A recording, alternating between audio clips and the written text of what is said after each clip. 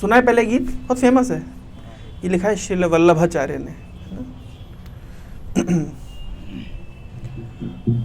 Prayers से शुरू करते हैं। ओम अज्ञानतिमिरान्धस्य ज्ञानाञ्जनशलाकया चक्षुरुन्मीलितं येन तस्मै श्री गुरवे नमः।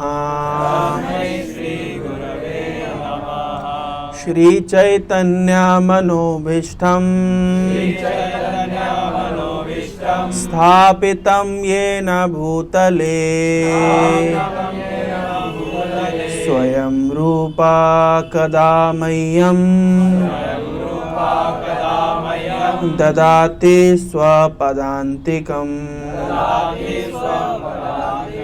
वन्देऽहं श्रीगुरो श्रीयुतापदकमलम् श्रीगुरून् वैष्णवांश्च श्रीरूपं साग्रजातं सहगणा रघुनाथान्वितं तं सजीवं साद्वैतं सावधूतं परिजना सहितं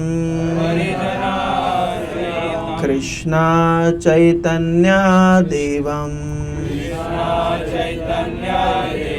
श्री राधा कृष्ण पादान् सहगण ललिता श्री विशाखान्वितांश्च नमः। ओम विष्णुपादाय कृष्ण पृष्ठाय भूतले श्रीमते भक्ति वेदांत स्वामिन् इति नामिने। नमस्ते सारस्वते देवे गौरवाणी प्रचारिणे निर्विशेष शून्यवादी पाश्चात्य देशतारिणे।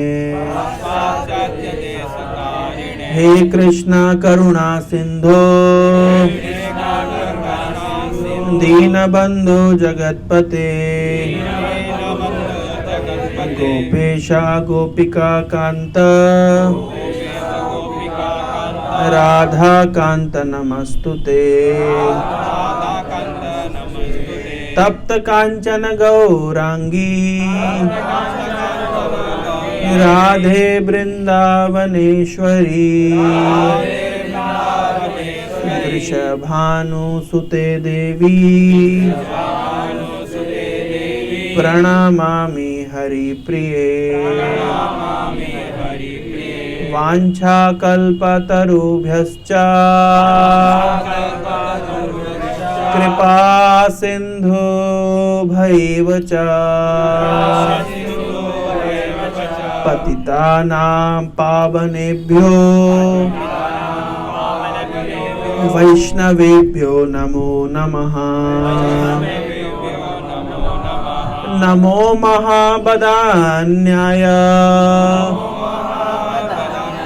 कृष्ण प्रेम प्रदायते कृष्णाय कृष्ण चैतन्य नाम्ने गौरत्विषे नमः। नीलाचल निवासाय नित्याय परमात्मने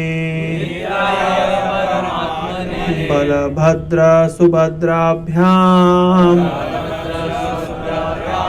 जगन्नाथाय ते नमः। जय श्री कृष्ण चैतन्य प्रभु नित्यानंद श्री अद्वैत गदाधर श्रीवासादि गौर भक्त वृंद हरे कृष्णा कृष्णा कृष्णा हरे हरे हरे राम राम राम हरे हरे। फिर हाथ उठाने में शर्मा रहे।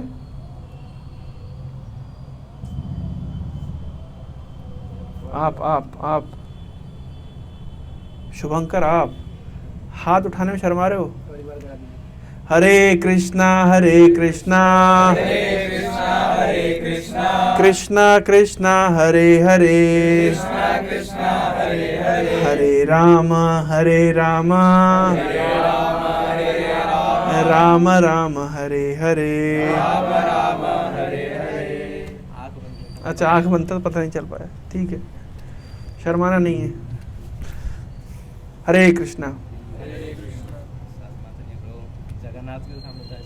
तो जगन्नाथ जी के सामने ऐसे करना है। रथ यात्रा है परसों, कितने लोग आ रहे हैं?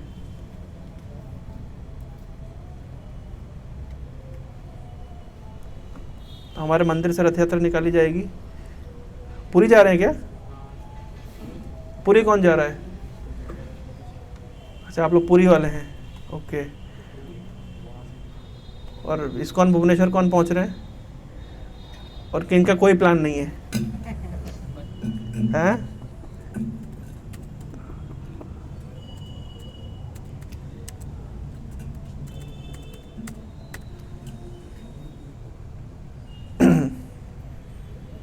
किनका कोई प्लान? बंटी, तुम्हारा क्या प्लान है?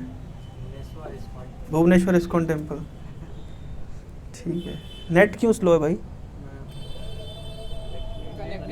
अरे कनेक्ट करो, ये तो मेन है। Audio visual.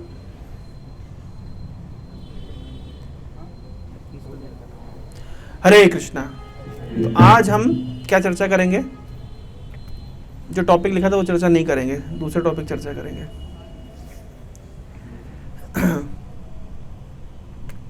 बस ठीक है।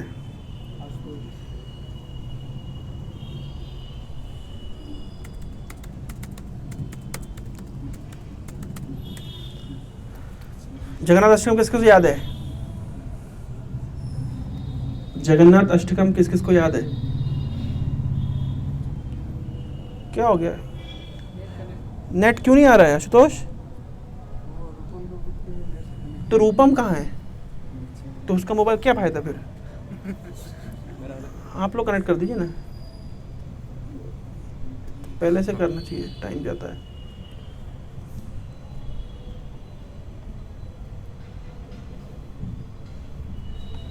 अननोन से कर लीजिए। अननोन किसका है?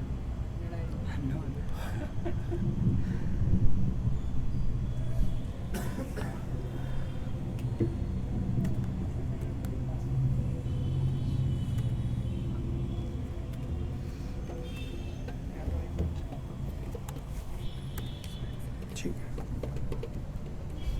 हो गया। चलिए,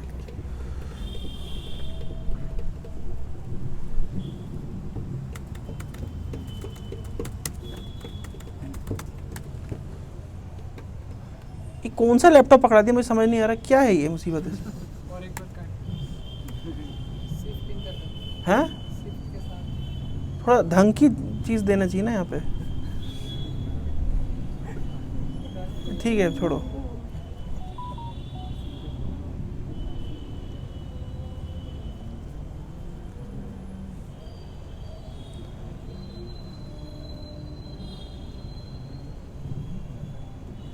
एनीवे,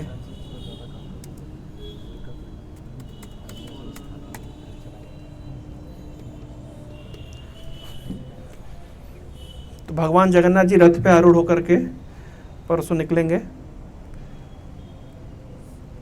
रथारूढ़ो गच्छन् पथि मिलितभूदैव पटलैः स्तुते प्रादुर्भावं प्रतिपदम् उपकर्ण सदया दया सिंधुर्बंधु सकल जगतां सिंधु सुतया जगन्नाथ स्वामी नयन पथगामी भवतु में। तो रथारूढ़ो गच्छन्, रथ के ऊपर सवार होकर के जगन्नाथ जी जाएंगे। कहाँ जाएंगे? मौसी के घर जाएंगे। क्यों जाएंगे? क्या काम है उनका? छुट्टियां मनाने जाएंगे, है ना? हैं? समर वेकेशंस के लिए जाएंगे, है ना? छुट्टी मना करके आएंगे 7 दिन के बाद। तो बहुत इंपॉर्टेंट फेस्टिवल है। हाँ, कौन है जगन्नाथ जी? कृष्ण। कृष्ण ही जगन्नाथ जी क्यों हो गए? किसको पता है स्टोरी? किसको नहीं पता है स्टोरी? सबको पता है कृष्ण ही जगन्नाथ है, पर कृष्ण जगन्नाथ कैसे हो गए? स्टोरी पता है, अच्छा नहीं पता है, ओके। हाँ, क्या हो गया? आपको नहीं पता है? नहीं पता है, नहीं, वैभव को नहीं। तो शर्मा क्यों? एक बार बता दो किस किस को नहीं पता है। अच्छा, किस किस को पता है? ऑलरेडी पता है। क्या पता है?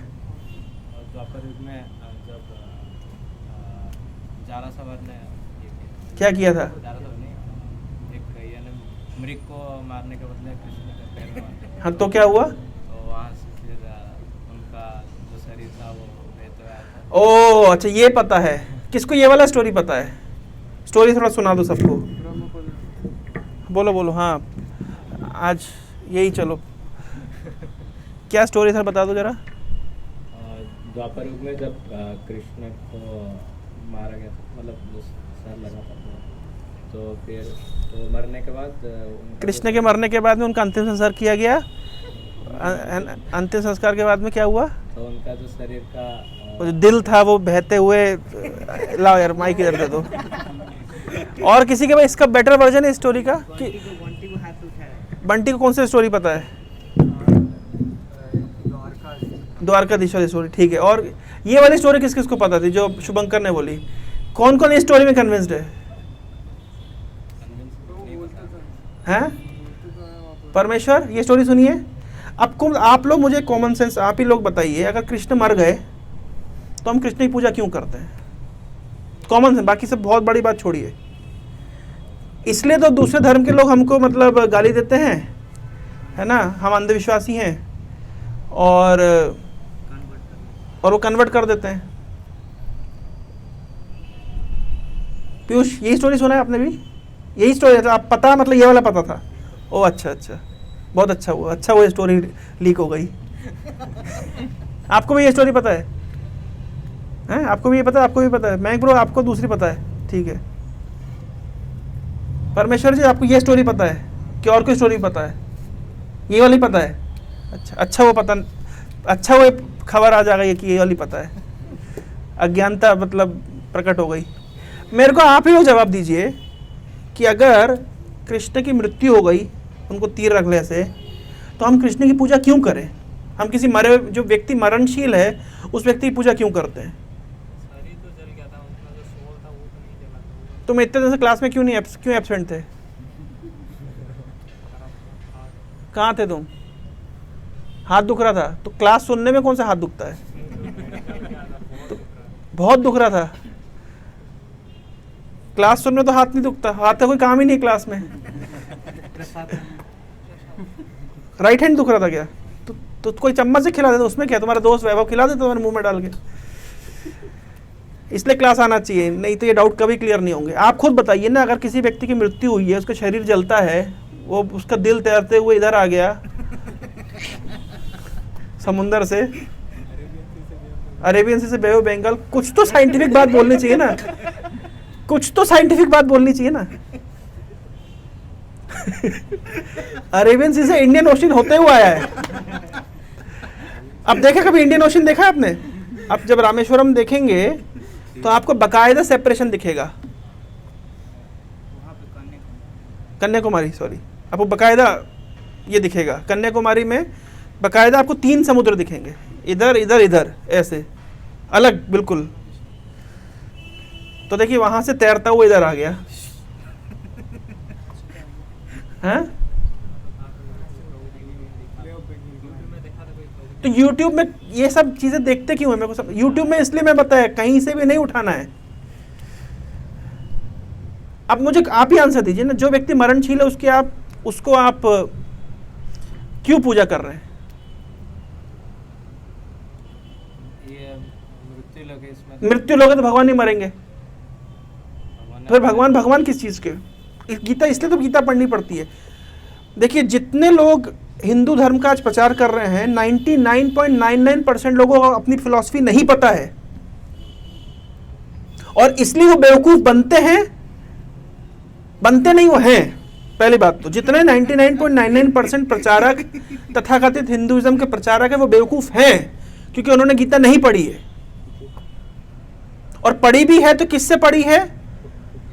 जो मूल जो मतलब ऑथेंटिक सोर्स है उससे नहीं पढ़ी है, ऑथेंटिक व्यक्ति से नहीं पढ़ी है। पढ़ने के बाद ये अपनी बात बोलते हैं जो उनके मन में चल रहा है। पूरी गीता पढ़ने के बाद ये बात वही बोलेंगे जो उनके मन में चल रहा है।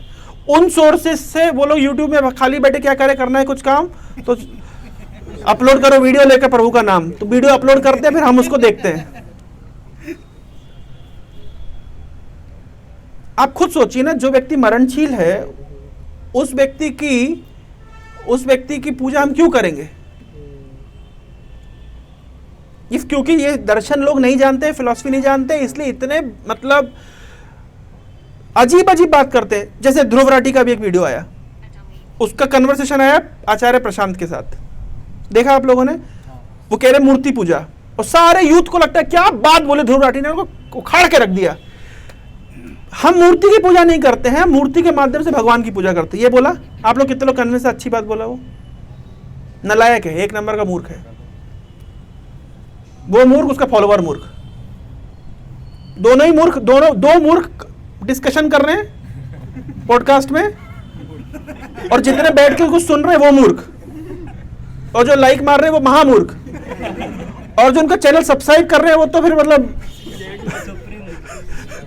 कहने ही कुछ नहीं उनका। क्यों? कितनी बेवकूफों वाली बात है। और ये उनकी गलती नहीं है, 99% हिंदू यही समझते हैं हम मूर्ति की पूजा नहीं करते, हम मूर्ति के माध्यम से भगवान की पूजा करते हैं। फिर मुसलमान लोग ऐसे बोलते हैं आप लोगों को कि हम लोग तो बिना मूर्ति के भगवान की पूजा कर लेते हैं, तो हम लोग आपसे श्रेष्ठ हैं। सही बात है कि नहीं है भाई? आपको मूर्ति का सहारा चाहिए, हमें कोई सहारा नहीं चाहिए, तो हम एडवांस हैं, ज्यादा बुद्धिमान है। हिंदू बोलते हैं हाँ सही बात है।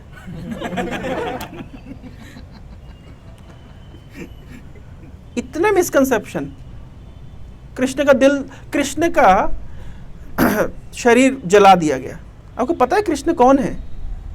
पहली बात तो समझ लीजिए, 99.99% अध्यात्मवादी, मैं नाम नहीं लूंगा क्योंकि मेरी मम्मी मुझे बहुत डांटती है, तुम वीडियो में नाम लेते हो, इसलिए मैं नाम किसी का नहीं लूंगा, अंदाजे से आप समझ जाइए। मैं बार बार ये बोलता हूँ, 99.99% अध्यात्मवादी निराकारवादी होते हैं, इम्पर्सनलिस्ट। वे भगवान के रूप को मानते ही नहीं है। इसके अंदर सब आते हैं। आपको YouTube में तथाकथित जो गुरु मिल जाए, मैं गारंटी से बोलता हूँ सब नास्तिक हैं। निराकारवाद मतलब नास्तिकवाद, प्रैक्टिकली इम्पर्सनलिस्ट आर एथिस्ट। और वैष्णव मतलब, मैं वैष्णवों के नाम बता रहा हूं आपको कुछ। क्यों फोन पे बात कर रहे हो? क्या हो गया? तो क्यों तो मैसेज में बात कर लो। जैसे मान लीजिए कुछ वैष्णवों के नाम बता रहा हूं मैं आपको, जो उसको वैष्णव कहते हैं हम, जिसको हम फॉलो करते हैं। हम श्रील प्रभुपाद जी को फॉलो करते हैं, हम चैतन्य महाप्रभु को फॉलो करते हैं। आपको मैं फोटो भी दिखाता चला जाता हूं, नहीं तो फिर आप बोले कौन है भाई, एक एक करके देखते जाइए।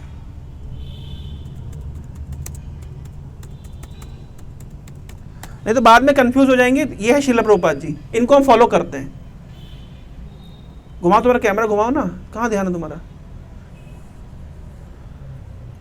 हम इनको फॉलो करते हैं, ठीक है। उसके बाद में हम लोग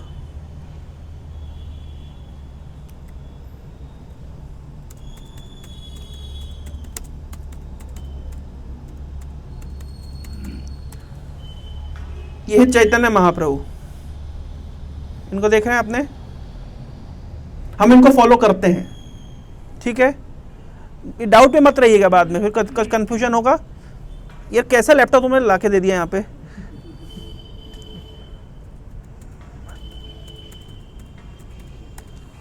ये है मध्वाचार्य, कभी ऐसा विक्ट्री साइन देखे आपको? ये एक बहुत महान वैष्णव आचार्य हुए हैं, साक्षात वायुदेव के अवतार हैं ये, आज से 1000 साल पहले प्रकट हुए। हम इनको फॉलो करते हैं। कभी देखा है इनको, सुना है इनको, देखा कभी इनका फोटो, ये फोटो देखा है? इनका ऐसा हमेशा साइन, हमेशा ऐसा करते विक्ट्री, कुछ कारण है इसका, वो कभी बाद में हम चर्चा करेंगे, उनकी फिलॉसफीज क्या हम करेंगे। इसको, इनका नाम है मध्वाचार्य, इनको हम फॉलो करते हैं।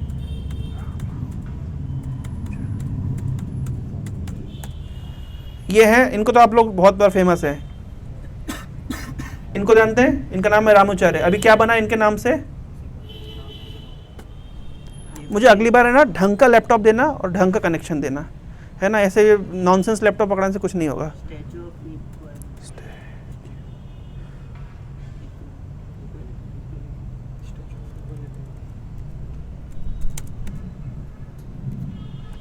इनके नाम से स्टैचू बना अभी कुछ दिनों पहले, इसका उद्घाटन किया, ये रामानुजाचार्य के लिए। हम इनको फॉलो करते हैं, ठीक है।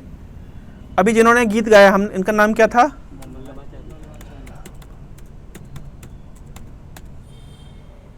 ये है वल्लभाचार्य, हम इनको फॉलो करते हैं, ठीक है। हाँ,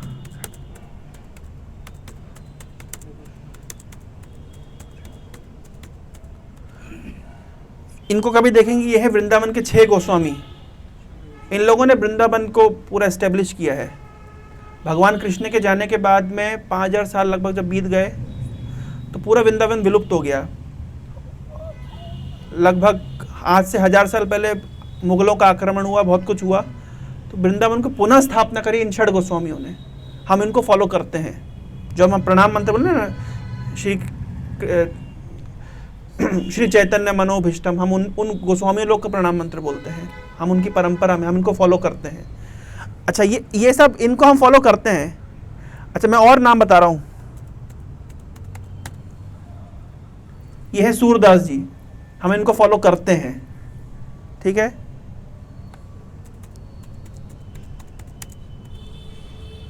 ये है तुलसीदास जी, हम इनको फॉलो करते हैं।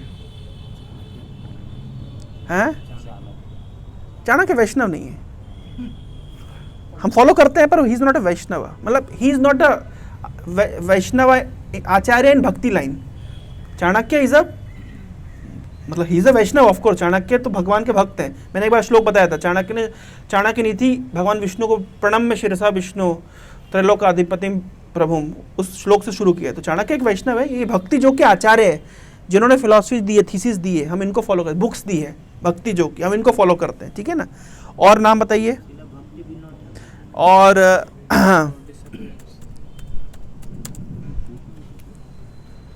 ये कौन है? तुकाराम प्रभु नहीं, संत तुकाराम। मैं हूं संत तुकाराम का दास, तो ये है संत तुकाराम। नहीं, दास मैं हूं, ये प्रभु हैं, मैं इनका दास हूं। बचपन में हमारे घर के पास में दुर्गा जी का मंडप लगाया गया था।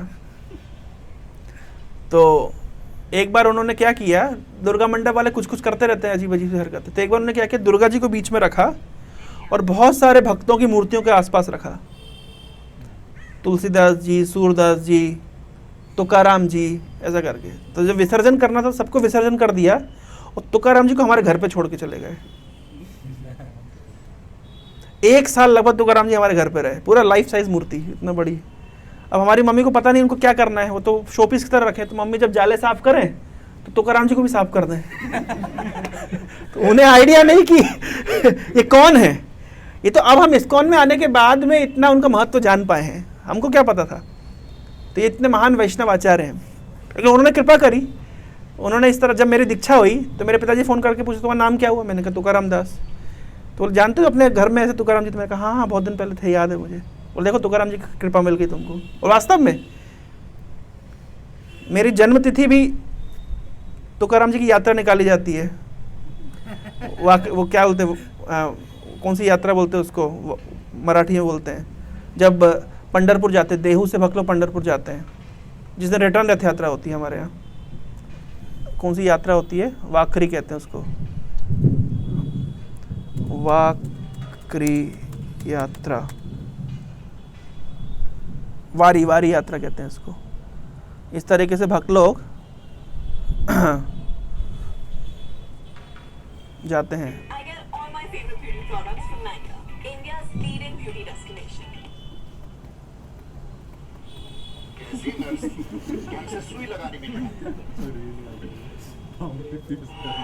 इस तरीके से जैसे हमारे यहाँ ये होता है, जैसे वारी यात्रा निकाली जाती है,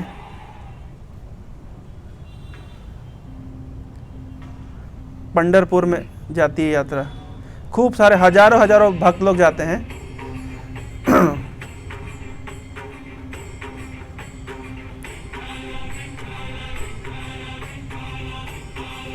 नाम सुना है विठल, भगवान का ऐसा रूप है।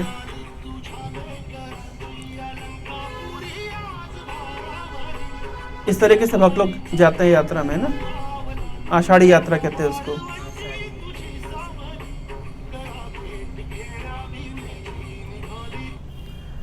तो ये जो यात्रा शुरू करी, इसके जो इनिशिएटर है वो है संत तुकाराम। इनके ऊपर एक बहुत अच्छी मूवी बनी है, आप लोग देखिए क्या, कभी देखिएगा, मराठी में है लेकिन बहुत इमोशनल, आपको बिल्कुल संत,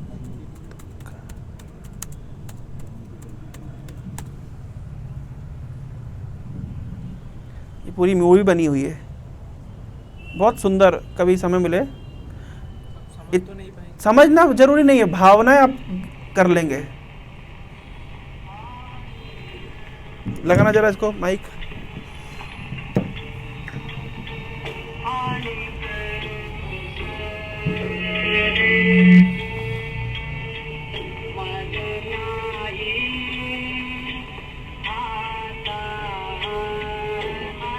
साधा मार्ग म्हणजे नाम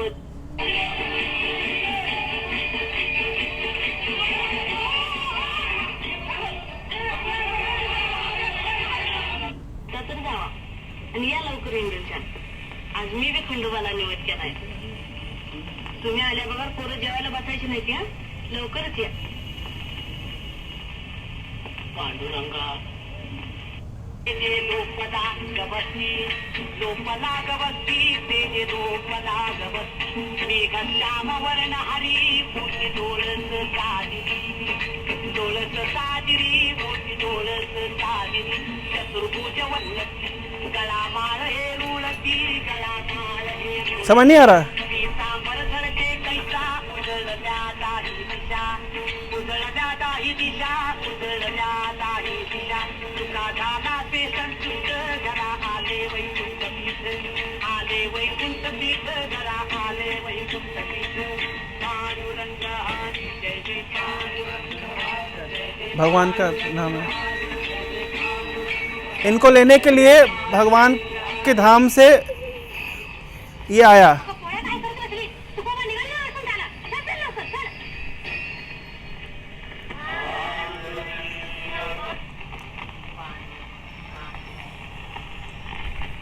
आज भी आप जब जाएंगे पंढरपुर में, ये देहू में वो स्थान है जहाँ से तुकाराम जी, हरे कृष्ण, वॉल्यूम बढ़ाइए, हरे कृष्ण, तुकाराम जी को लेने के लिए वैकुंठ से भगवान ने विमान भेजा और सबने देखा। वो स्थान आज भी अब है, आप देख सकते हैं, जहाँ पे विमान आया उनको लेकर के गया। तो ये हैं संत तुकाराम, हम इनको फॉलो करते हैं। ये वैष्णव आचार्यों के नाम बता रहा हूँ। और कोई वैष्णव आचार्य फेमस नाम कोई आप लोगों ने सुना हो?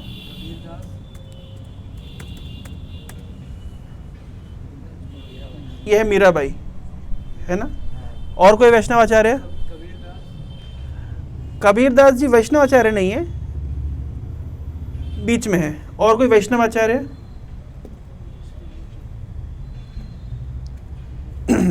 अरे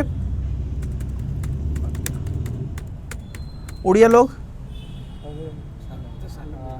कहे साल बेगहीना जाती रे मुजबाना श्रीरंगा चरण तले करुआची जानना।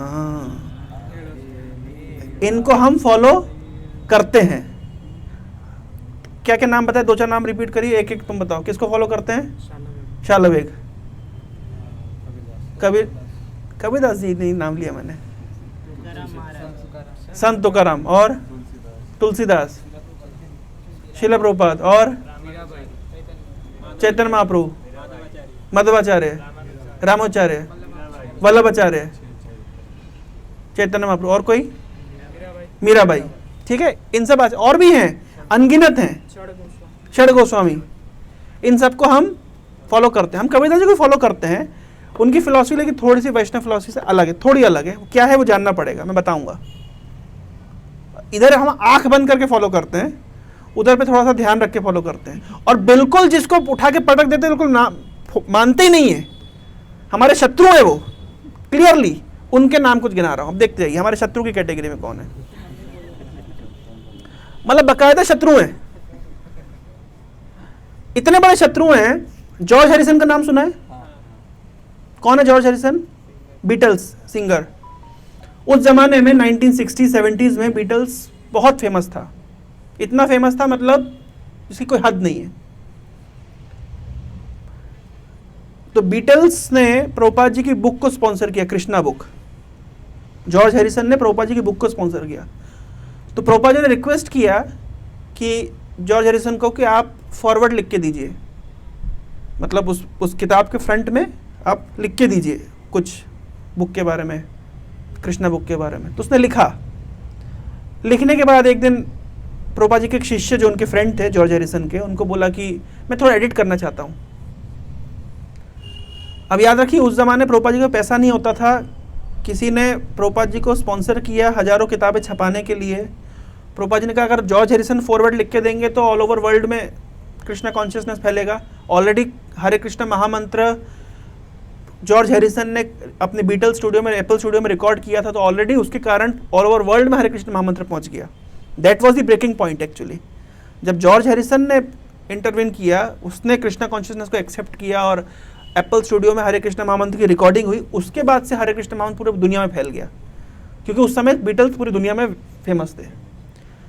तो जब जॉर्ज हैरिसन ने कहा कि मैं अपने फॉरवर्ड में थोड़ा सा एडिटिंग करना चाहता हूँ और उसमें मैं इस फलाने व्यक्ति की एक बात लिखना चाहता हूँ, प्रभुपाद ने कहा तुम अपना पैसा ले लो, फॉरवर्ड मत लिखो, हमें नहीं चाहिए, पर मैं अपनी किताब में इस व्यक्ति का नाम नहीं लिखने दूंगा। क्लियर बोल दिया प्रभुपाद जी ने, कोई पॉसिबिलिटी नहीं है। मतलब वैष्णवों का मतलब वैष्णव मतलब एक तरफ और वो व्यक्ति एक तरफ। कौन है वो व्यक्ति? नाम नहीं लेना, केवल फोटो देखना, दिखाना है।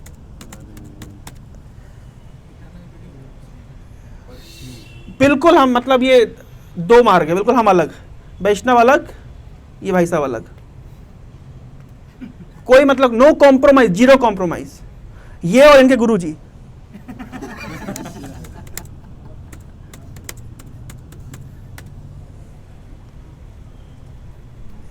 बिल्कुल हम इनके अगेंस्ट में। दो मार्ग है, बिल्कुल कोई दिन और रात। नाम हम किसी का नहीं लेते, केवल फोटो दिखाते हैं, ठीक है। ये बिल्कुल हम हाँ, क्यों अभी आप लोग को जानने सिखाने के लिए हमने बुलाया है, यहाँ पे टाइम वेस्ट करने के लिए नहीं बुलाया। हम इनकी फिलॉसफी आपको नरक लेके जाने वाली है। क्लियर? कोई क्वेश्चन नहीं। इनको फॉलो नहीं करते। और किसको फॉलो नहीं करते? मेरी मम्मी ने कहा नाम मत लेना, वीडियो तो दिखाई सकता हूं। इनको हम बिल्कुल फॉलो नहीं करते।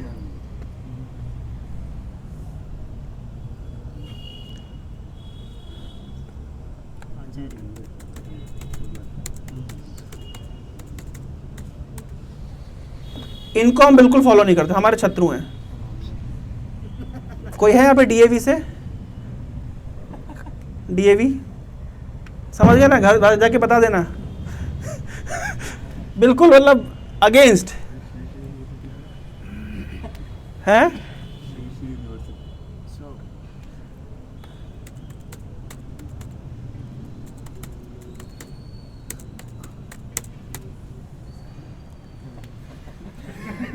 ये हमारी शत्रु की कैटेगरी में बिल्कुल कोई बात ही नहीं है, कोई पॉइंट ही नहीं है, कोई नो कॉम्प्रोमाइज स्टेट पे है।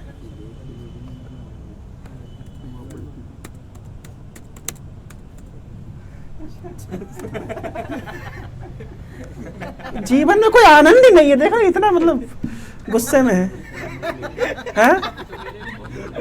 क्या हो गया? हमारी दुश्मनी फिलोसफिकल हमारी व्यक्तिगत दुश्मनी नहीं है, ध्यान रखिए, हमारी व्यक्तिगत दुश्मनी किसी से नहीं है, इन फिलोसफिकली हम बिल्कुल जान ले लेंगे, जान दे देंगे। और कोई हमारे शत्रु कैटेगरी में? हाँ,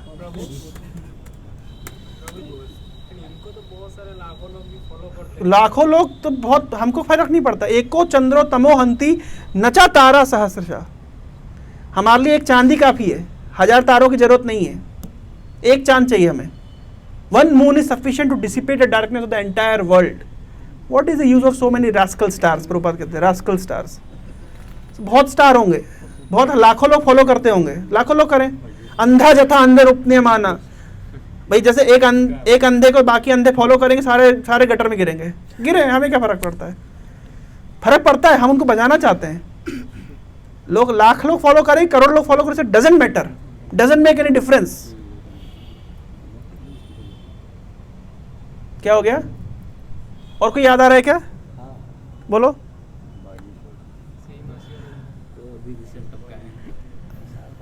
एक्चुअली में सही बात है, उनकी भी कोई फिलॉसफी नहीं है, यूजलेस। स्कैम लगता है कौन है ये? सबसे बड़ा स्कैम है मेरे को ऐसा लगता है। मतलब इनका कोई मतलब सनातन धर्म में लेकिन कोई हायर फिलॉसफी नहीं है। फिर आपके मतलब आप फालतू उनका समर्थन करें जो कि कोई फिलॉसफी नहीं, क्या फायदा, झूठ बात क्यों बोलें? अभी फेमस चल रहे हैं इसलिए थोड़ा सा उनके समर्थन में लोग बोल रहे हैं। 4 दिन की चांदनी फिर अंधेरी रात, कितने दिन रहेंगे? फिर उसके बाद में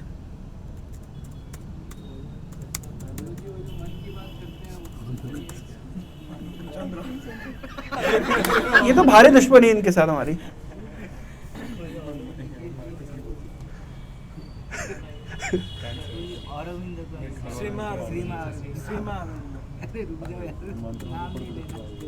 नाम नहीं लेना, मम्मी ने मना किया है। ये सब हमारे शत्रु कैटेगरी में है, पहले बता दें।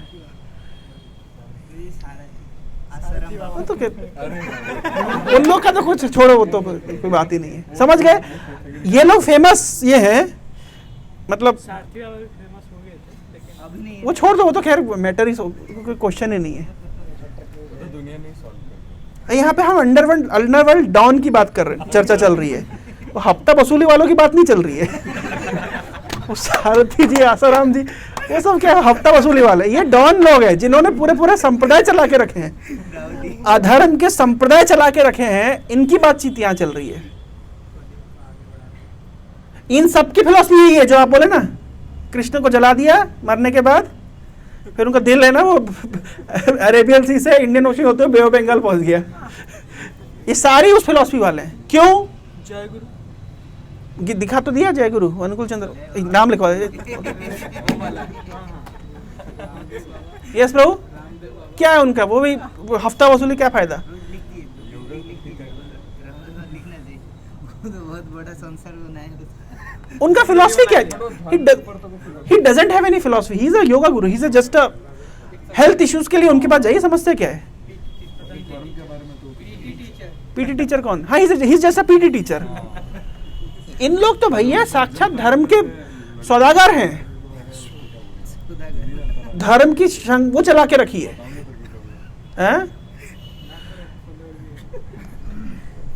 ये क्यों मैं बोल रहा हूं? मैं ऐसे मन से नहीं बोल रहा, मेरे पास रीजन है बोलने का।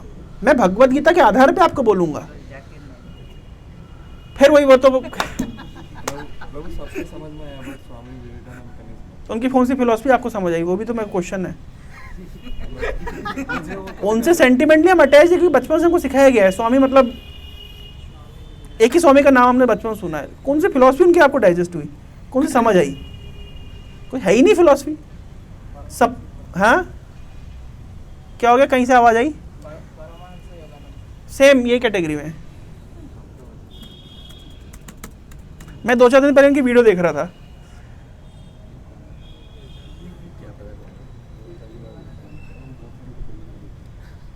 इनकी फेमस है किताब, क्या लिखा है कि women does not want sex, क्या बोलना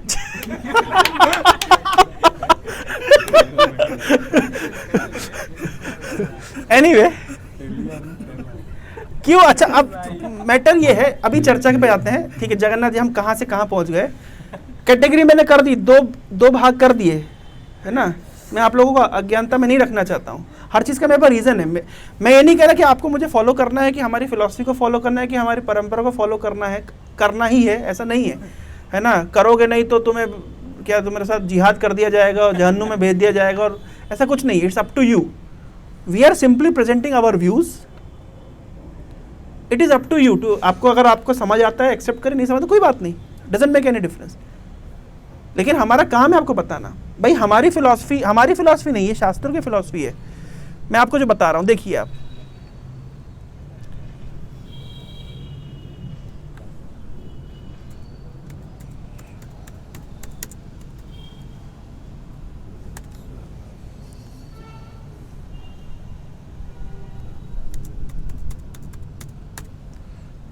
वेदा बेस में ढूंढ रहा हूं मैं। अरे वेदा, मैंने पहले भी आप लोगों को बताया है, जब भी आपको कुछ सर्च करना हो तो वेदा बेस आप रेफर करिए।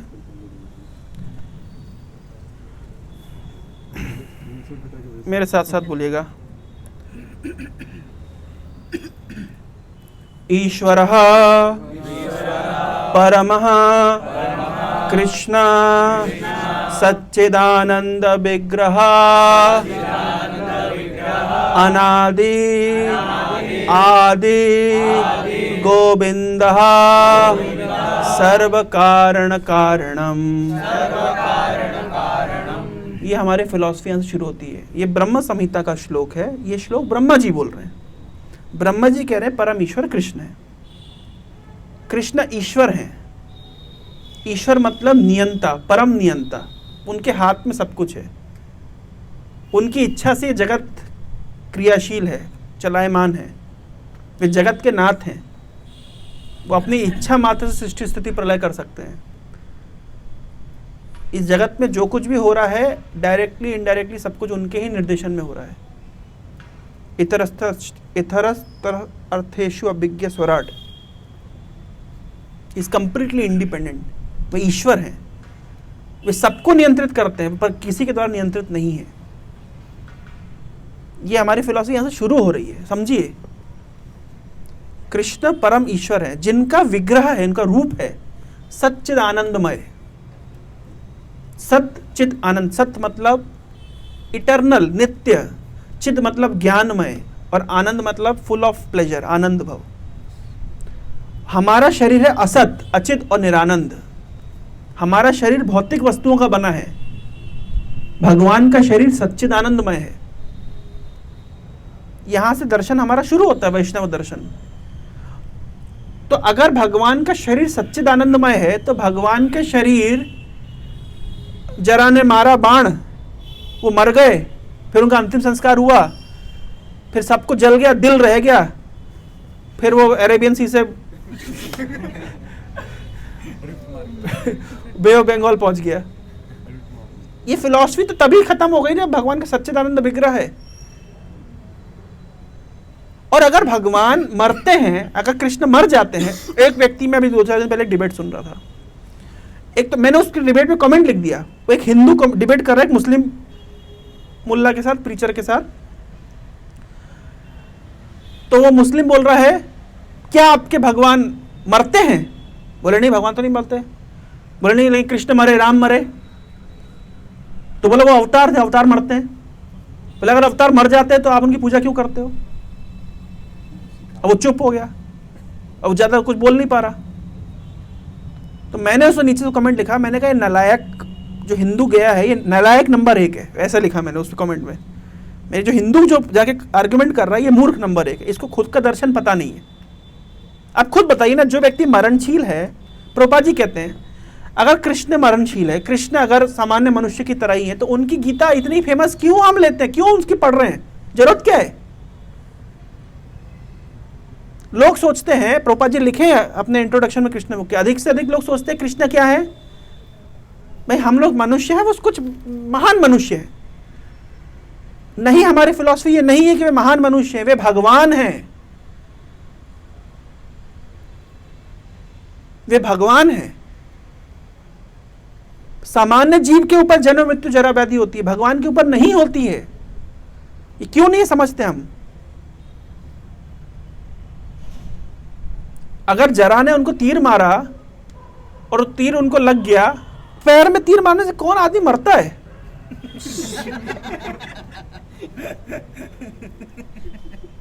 उसमें कौन, जो व्यक्ति, आप खुद सोचिए, जो व्यक्ति छोटी सी उंगली में गोवर्धन धारण कर लिया, वो तीर मारने से मर गया। कुछ तो हमारी फिलॉसफी बेसिस होना चाहिए ना। राम जी मर गए, जिस व्यक्ति ने समुद्र के ऊपर पुल बांध दिया, वो व्यक्ति बस इतना सामान्य है,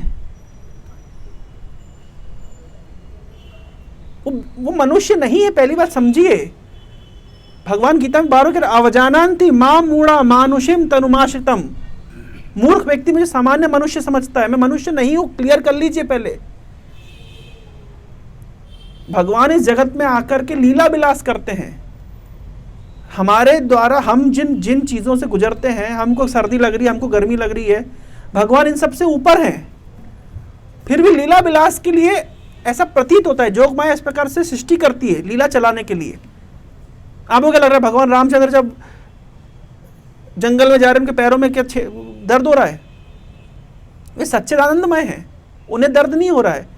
वो जहां चले वो धरती कोमल सॉफ्ट बेड की तरह हो जाए, केवल लीला विलास कर रहे हैं। ये समझिए अंतर है। 2 तरह का विचार होता है, एक होता है अपत्य विचार, एक होता है तत्व विचार। apparent consideration and philosophical या साइंटिफिक कंसिडरेशन, तत्व विचार। अपत्य और तत्व। अपत्य विचार मतलब ये जो सामान्य मनुष्य, सामान्य लोग जिस तरह बोलते हैं कृष्ण मर गए। आप खुद सोचिए, जो मरणशील व्यक्ति, उसकी पूजा क्यों करेंगे आप? क्या फर्क पड़ता है, आप क्यों पूजा करेंगे?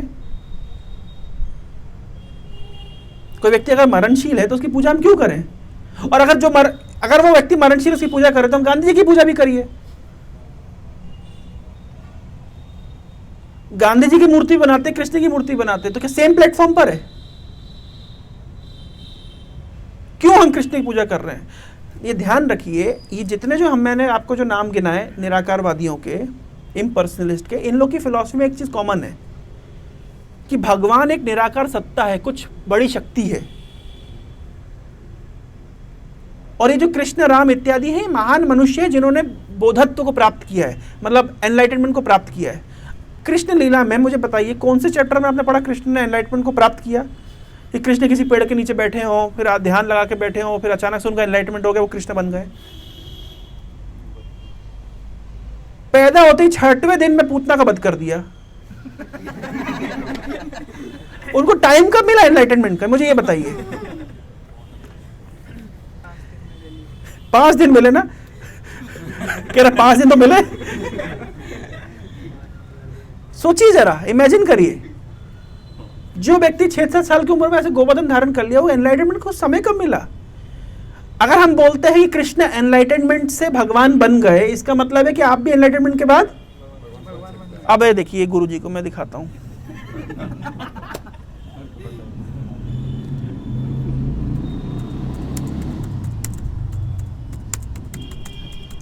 एनीवे, जब मैं वीडियो को लगा देता हूँ ना, उसके बाद वो कॉपीराइट के चक्कर में वो कभी भी वो पब्लिश नहीं होती वीडियो, तो डजंट मेक एनी डिफरेंस। दिखाने में क्या है,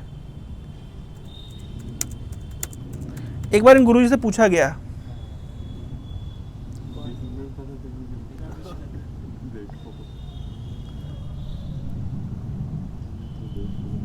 वो गुरुजी, मैं देश चेक कर रहा हूँ, पहले तो ये आएगा। You see the apartments in the background. Just take a guess. What? There are three aspects. One is praises. Stuti is singing the glory of the divine. By singing the glory, divine, वो उनका एक word है divine. जब कुछ समझ ना आए, divine, something divine. मैं इनसे किसी ने पूछा था, हाँ, यस यस, मिल गए।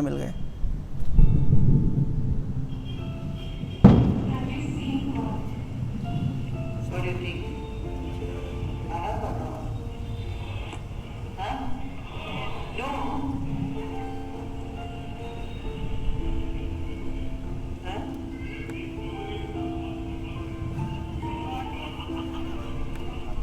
What is God? What is God? That God is God. Low. Do you think I am not? बस ओके, गुरुजी क्या बोले सुन लेते हैं।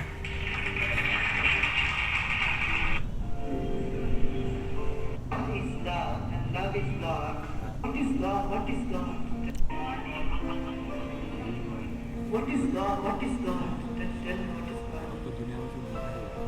That God is love and love is God. Do you think I am not? Do you think I am not? Do you think I am not what? मेरे को वो clear बोल रहे हैं ना? क्या बोल रहे हैं? God is love, love is God. Do you think I am not? वो क्या बोल रहे हैं? क्लियर बोल रहे हैं, ज्यादा घुमाओ मत। क्या बोल रहे हैं गुरुजी? मैं हूँ God.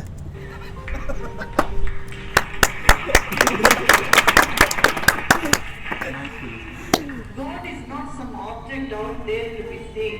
If God is omnipresent, it's everywhere like space. Are you in space or not? This is like just asking, have you seen space? What do you say? I am in space. Because nothing can exist outside space. But to feel it, realize it, feel it, feel.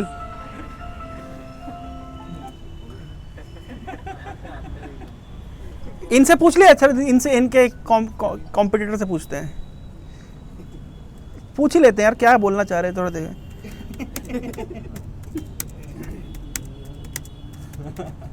इनसे पूछते हैं ये क्या बोलना चाहते हैं।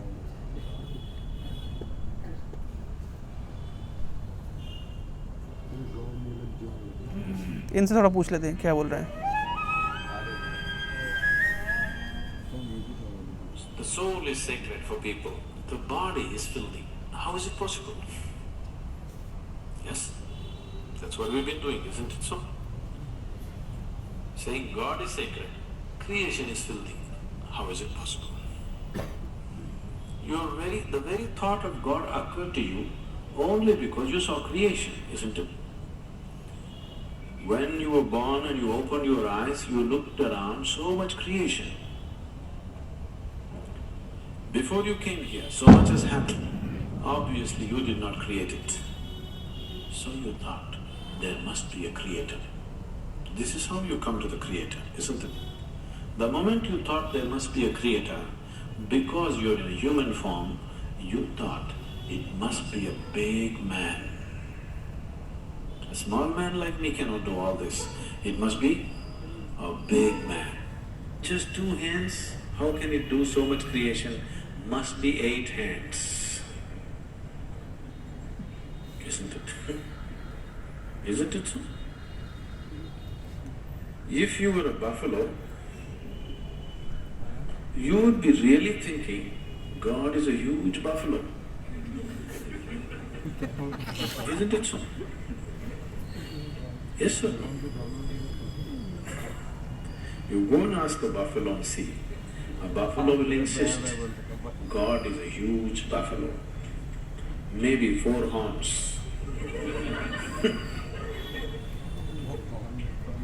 You know Idi Amin? You heard of Idi Amin? The Uganda man?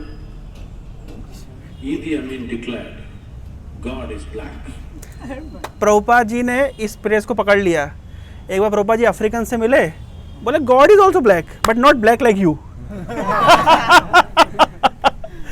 इनके answer समझ आ रहे हैं क्या बोलना चाह रहे हैं? क्लियर बोलना चाह रहे हैं कि हमने गॉड को, हम नहीं जानते गॉड क्या है। कह रहे हैं कि अगर बफेलो लाओ दो, कौन बफेलो का जो बफेलो को पूछेगा? बोल रहे हैं क्योंकि हम मनुष्य हैं इसलिए हम सोचते हैं गॉड मनुष्य हैं, और अगर आप बफेलो होते तो आप सोचते हैं गॉड बड़ी बफेलो है। तो फिर है क्या एग्जैक्टली गॉड? आगे जाने का मतलब ही नहीं बनता है, क्या टाइम वेस्ट है। फिर भी तो सुनना है क्या बोलना चाह रहे हैं? उनको लग रहा है कि हम ये सब जो शास्त्र लिखे हैं कि क्या है, सब स्पेकुलेशन है। तो जो आदमी शास्त्र को नहीं मानता उसको स्पेकुलेशन समझता है, जो पूर्ववर्ती आचार्य, जो इतने महान आचार्य के जिनको मैं उनको नहीं फॉलो करता, फिर हम उसको बोलते हैं कि वो धर्म का प्रचारक है। कौन सा धर्म प्रचार कर रहा है भाई? इनसे पूछ लेते हैं, तीसरे बचे पार्टी में कौन है? ये तो आचार्य लिखना ही नहीं चाहिए। तो जी एक सदगुरु का बहुत ज़्यादा आर्टिस्टिक व्यू है, एक वीडियो कृष्ण की तरह कैसे बने, वो वीडियो हाँ, कृष्ण की तरह कैसे बने, एग्जैक्टली वो सर्च करिए। कहाँ है, क्या है नाम? कृष्ण की तरह कैसे बने, हिंदी में उसको ट्रांसलेटेड हो।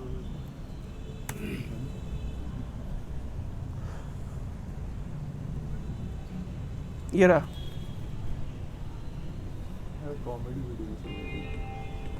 You might be asking yourself, can you actually create high-quality live streams for free? Well, with StreamYard, the answer is yes. StreamYard.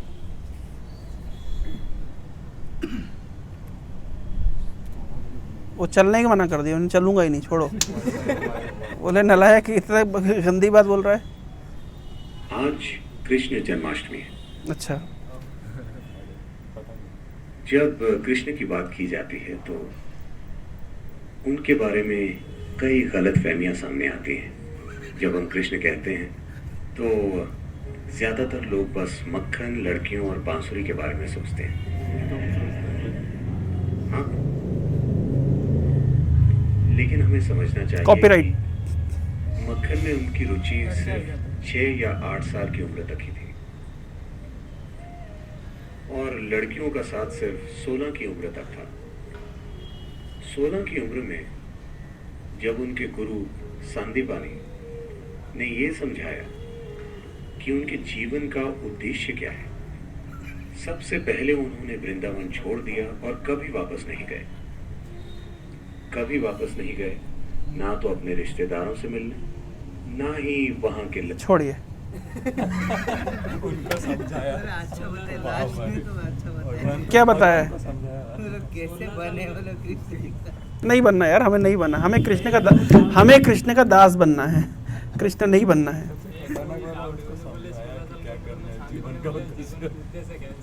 Krishna भटक रहे, तब तक कृष्ण हैं?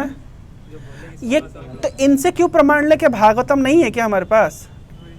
भाई हम साक्षात भगवान ने भागवतम हमारे पास है, भगवान के जानना भागवतम से लेंगे, इनसे क्यों लेंगे हम? बताएंगे आप भी बन सकते हैं कृष्ण की तरह, ऐसे बताएं। प्रोपा जी एक गीत गाते हैं, जय राधा माधव कुंज बिहारी गोपीजन बल्लभ गिरिवरधारी।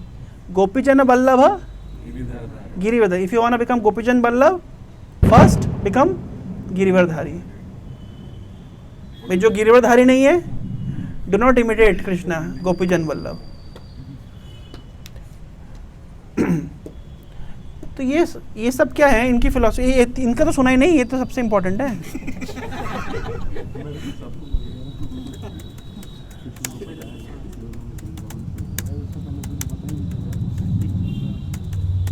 इनको भी सुन लेते क्या बोलना चाह रहे हैं।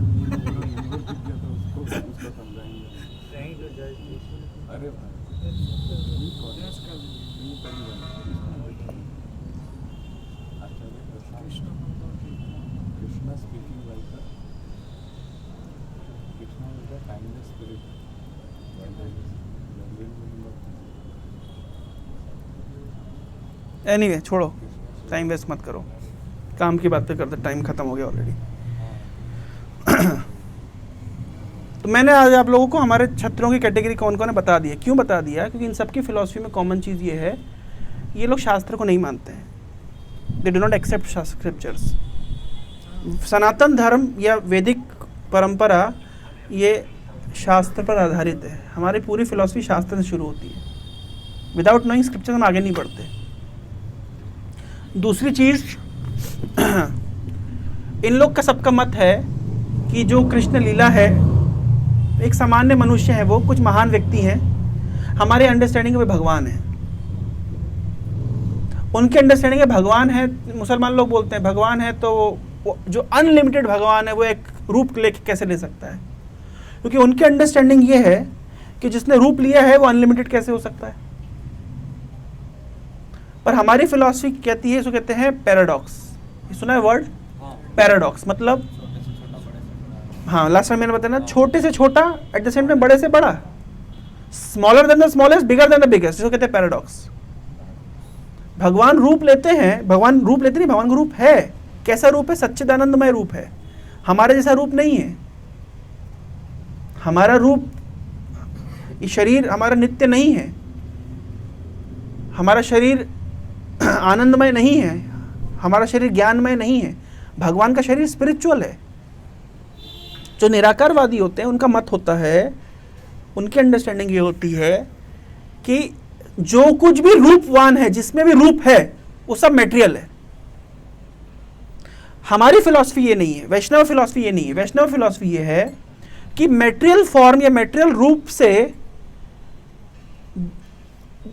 रूप मेटेरियल जो फॉर्म है या मेटेरियल वैरायटी है, उससे परे एक स्पिरिचुअल फॉर्म या स्पिरिचुअल वैरायटी भी एग्जिस्ट करती है। उनकी धारणा ये होती है कि मेटेरियल वर्ल्ड से आप निकल करके आप जीरो हो जाओ, या नेगेटिव एक्सिस से आप निकल करके जीरो हो जाओ।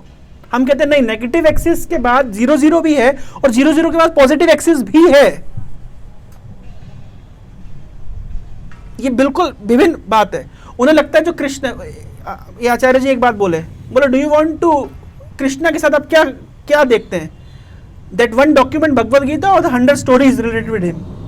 हम दोनों देखते हैं, भगवद गीता भी देखते हैं और 100 स्टोरीज जो कृष्ण के साथ रिलेटेड है वो भी हम देखते हैं, क्योंकि स्टोरीज नहीं है, फैक्ट है। नहीं, भागवतम में एक श्लोक आता है गर्भ स्तुति में, मतलब देवता लोग प्रार्थना करते हैं, उसमें एक स्तुति में वो बोलते हैं कि भगवान अगर आप इस जगत में नहीं आते तो व्यक्ति को कभी पता ही नहीं चलता कि what is the difference between spiritual and material. भाई हमारे पास यहाँ पे सब चीज मेटेरियल है, हम जो देखते हैं सब कुछ मेटेरियल है, तो हम कैसे समझे स्पिरिचुअल क्या है? भगवान का रूप स्पिरिचुअल है, भगवान का नाम स्पिरिचुअल है, भगवान की लीलाएं स्पिरिचुअल है। भगवान कृष्ण ने कितनी शादियां करी? 16,108। 16,108। ये ह्यूमनली पॉसिबल है? नहीं है। तो जब ह्यूमनली पॉसिबल नहीं तो हम बोल देते ये माइथोलॉजी है। माइथोलॉजी नहीं, ये दिखाया जा रहा है, शास्त्र बता रहा है कि भाई ये भगवान की क्षमता है। भगवान 16,000 के 16 लाख रूपों में अपना विस्तार कर सकते हैं, कौन सी बड़ी बात है? 16,108 घरों में भगवान है,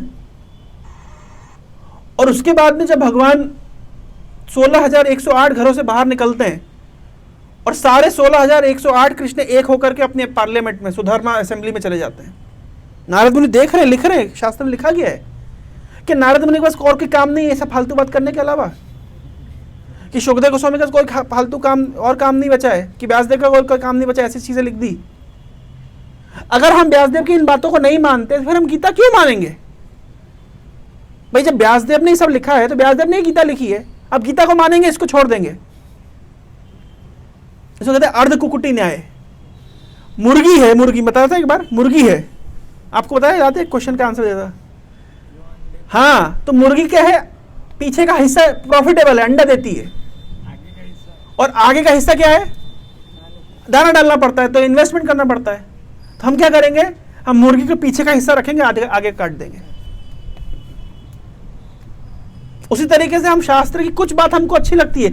आचार्य जी गीता के ऊपर हजारों लेक्चर दिए, तो गीता आपने एक्सेप्ट कर ली, और भागवतम जिसमें हजारों स्टोरीज दी गई है वो एक्सेप्ट नहीं करी। क्यों? ये अर्ध कुकुटी न्याय क्यों? अर्ध कुकुटी हाफ एन थ्योरी क्यों? भाई आप कह रहे हैं कि हम कृष्ण के साथ उस डॉक्यूमेंट भगवद गीता को एक्सेप्ट करते हैं, उस स्टोरीज को एक्सेप्ट नहीं करते, तो स्टोरी तो शास्त्र में दी गई है, क्योंकि भगवत गीता को आप छेड़छाड़ कर सकते हैं, अपने मन से किसी को भी बरगला सकते हैं, कुछ भी बता सकते हैं, लोग बेवकूफ़ बन जाएंगे। हिंदू लोग तो है ही बेवकूफ़, कुछ भी उनको लॉलीपॉप खिला दो, खा लेंगे, चुपचाप चूस लेंगे। और भागवतम की स्टोरीज पे बात हो ही नहीं सकती। भागवतम में भक्तों की प्रार्थनाएं हैं, स्तुति है, कितना रिच लिटरेचर है ये। तो ये जो फिलॉसफी है ना कि कृष्ण को जला दिया, भागवतम में लिखा गया है कि कृष्ण की मृत्यु नहीं हुई है। कृष्ण मृत्यु जन्म से परे है भाई, वो तो भगवान है साक्षात। एक सामान्य जीवात्मा जन्म मृत्यु से परे होती है। कृष्ण का तो शरीर दिव्य है। जैसे हमारे अंदर क्या है, हमारी जो बॉडी है, इसमें बॉडी मटेरियल है, लेकिन जो स्पिरिट सोल है वो स्पिरिचुअल ऑब्जेक्ट, स्पिरिचुअल स्पार्क है। लेकिन भगवान के केस में ऐसा नहीं होता। भगवान के केस में ये बॉडी और सोल का अंतर ही नहीं होता, 100% सोल है वो। तो उनकी कहाँ मृत्यु और जन्म का क्वेश्चन ही क्या है?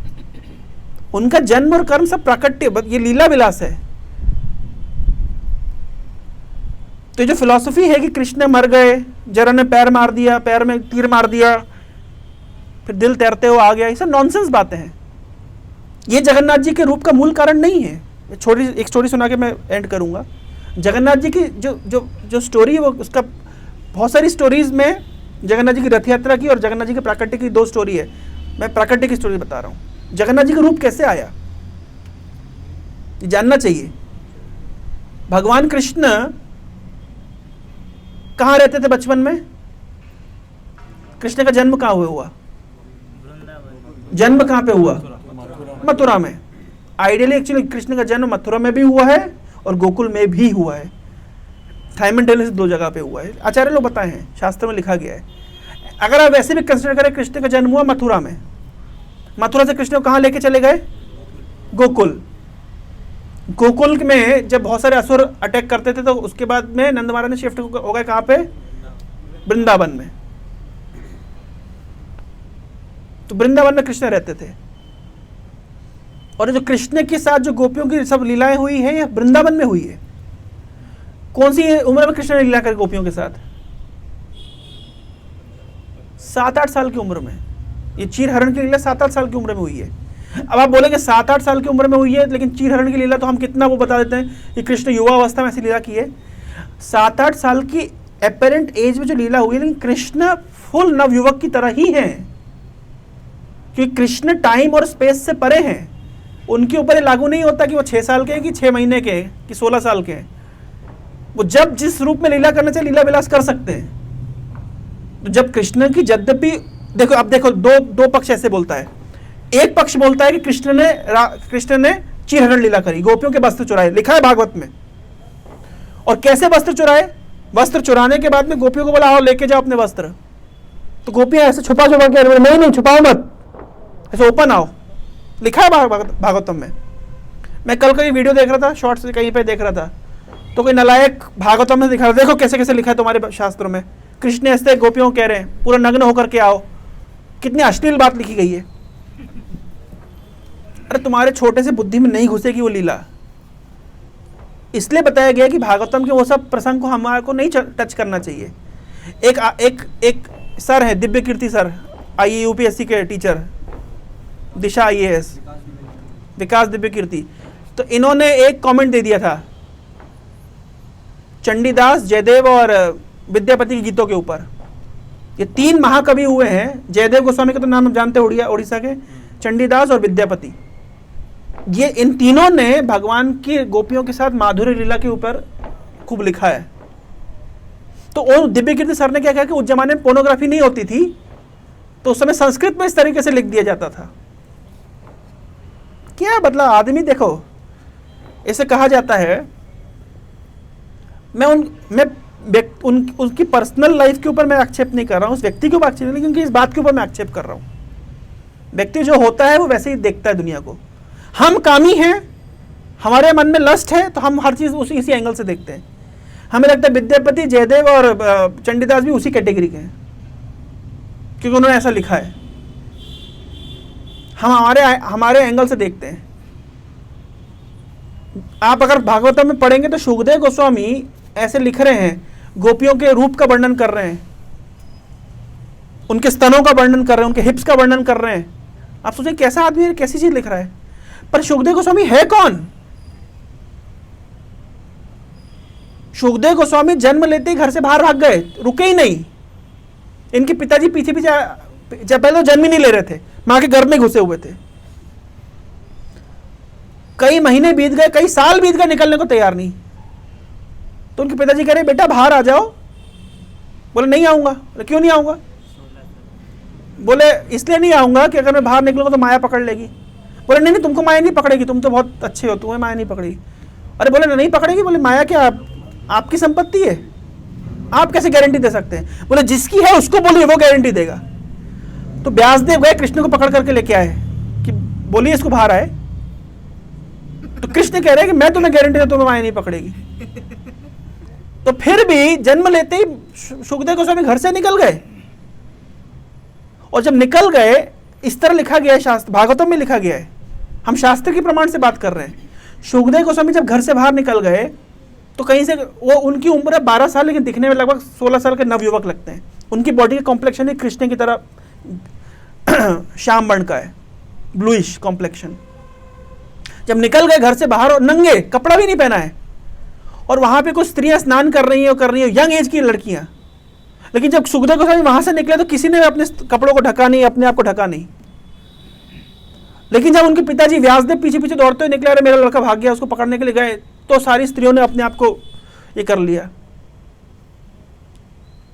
तब व्यासदेव ने पूछा उन स्त्रियों से, बोले कि मैं एक अधेड़ उम्र का व्यक्ति हूं, मतलब मैं वृद्ध व्यक्ति हूं, और मैं ब्रह्म ज्ञान है मुझे इतना, आप मेरे सामने अपने शरीर को छुपा रहे हैं, लेकिन मेरा लड़का नवयुवक है, उसके सामने आपको कोई फर्क नहीं पड़ता।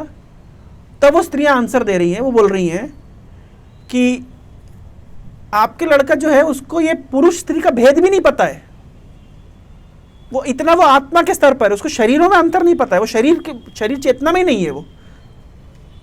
लेकिन आप तो शरीर चेतना में, आप तो जानते हैं सब कुछ, पुरुष क्या है, स्त्री क्या है, गृहस्थ है, आपको सब पता है। तो सुखदेव गोस्वामी एक ऐसे व्यक्ति हैं, वे भागवतम का उपदेश कर रहे हैं। उन्हें क्या फर्क, उन्हें काम वासना बहुत छोटी चीज है उनके लिए, है ही नहीं। वो जब प्रवचन कर रहे हैं तो उनकी सभा में उनके गुरु नारद मुनि आकर के सुन रहे हैं, उनके पिता व्यासदेव आके सुन रहे हैं, परशुराम जी अपने शिष्यों के साथ आके सुन रहे हैं, बड़े बड़े ऋषि मुनि इकट्ठा हुए हैं उनकी क्लास में बैठने के लिए। ये 12 साल के लड़का क्लास दे रहा है, और 100 साल के जो ऋषि मुनि है वो बैठ करके वहां सुन रहे हैं। और ये व्यक्ति वहां पे कृष्ण की लीलाओं का वर्णन कर रहा है, चीरहरण लीला की, रास लीला का।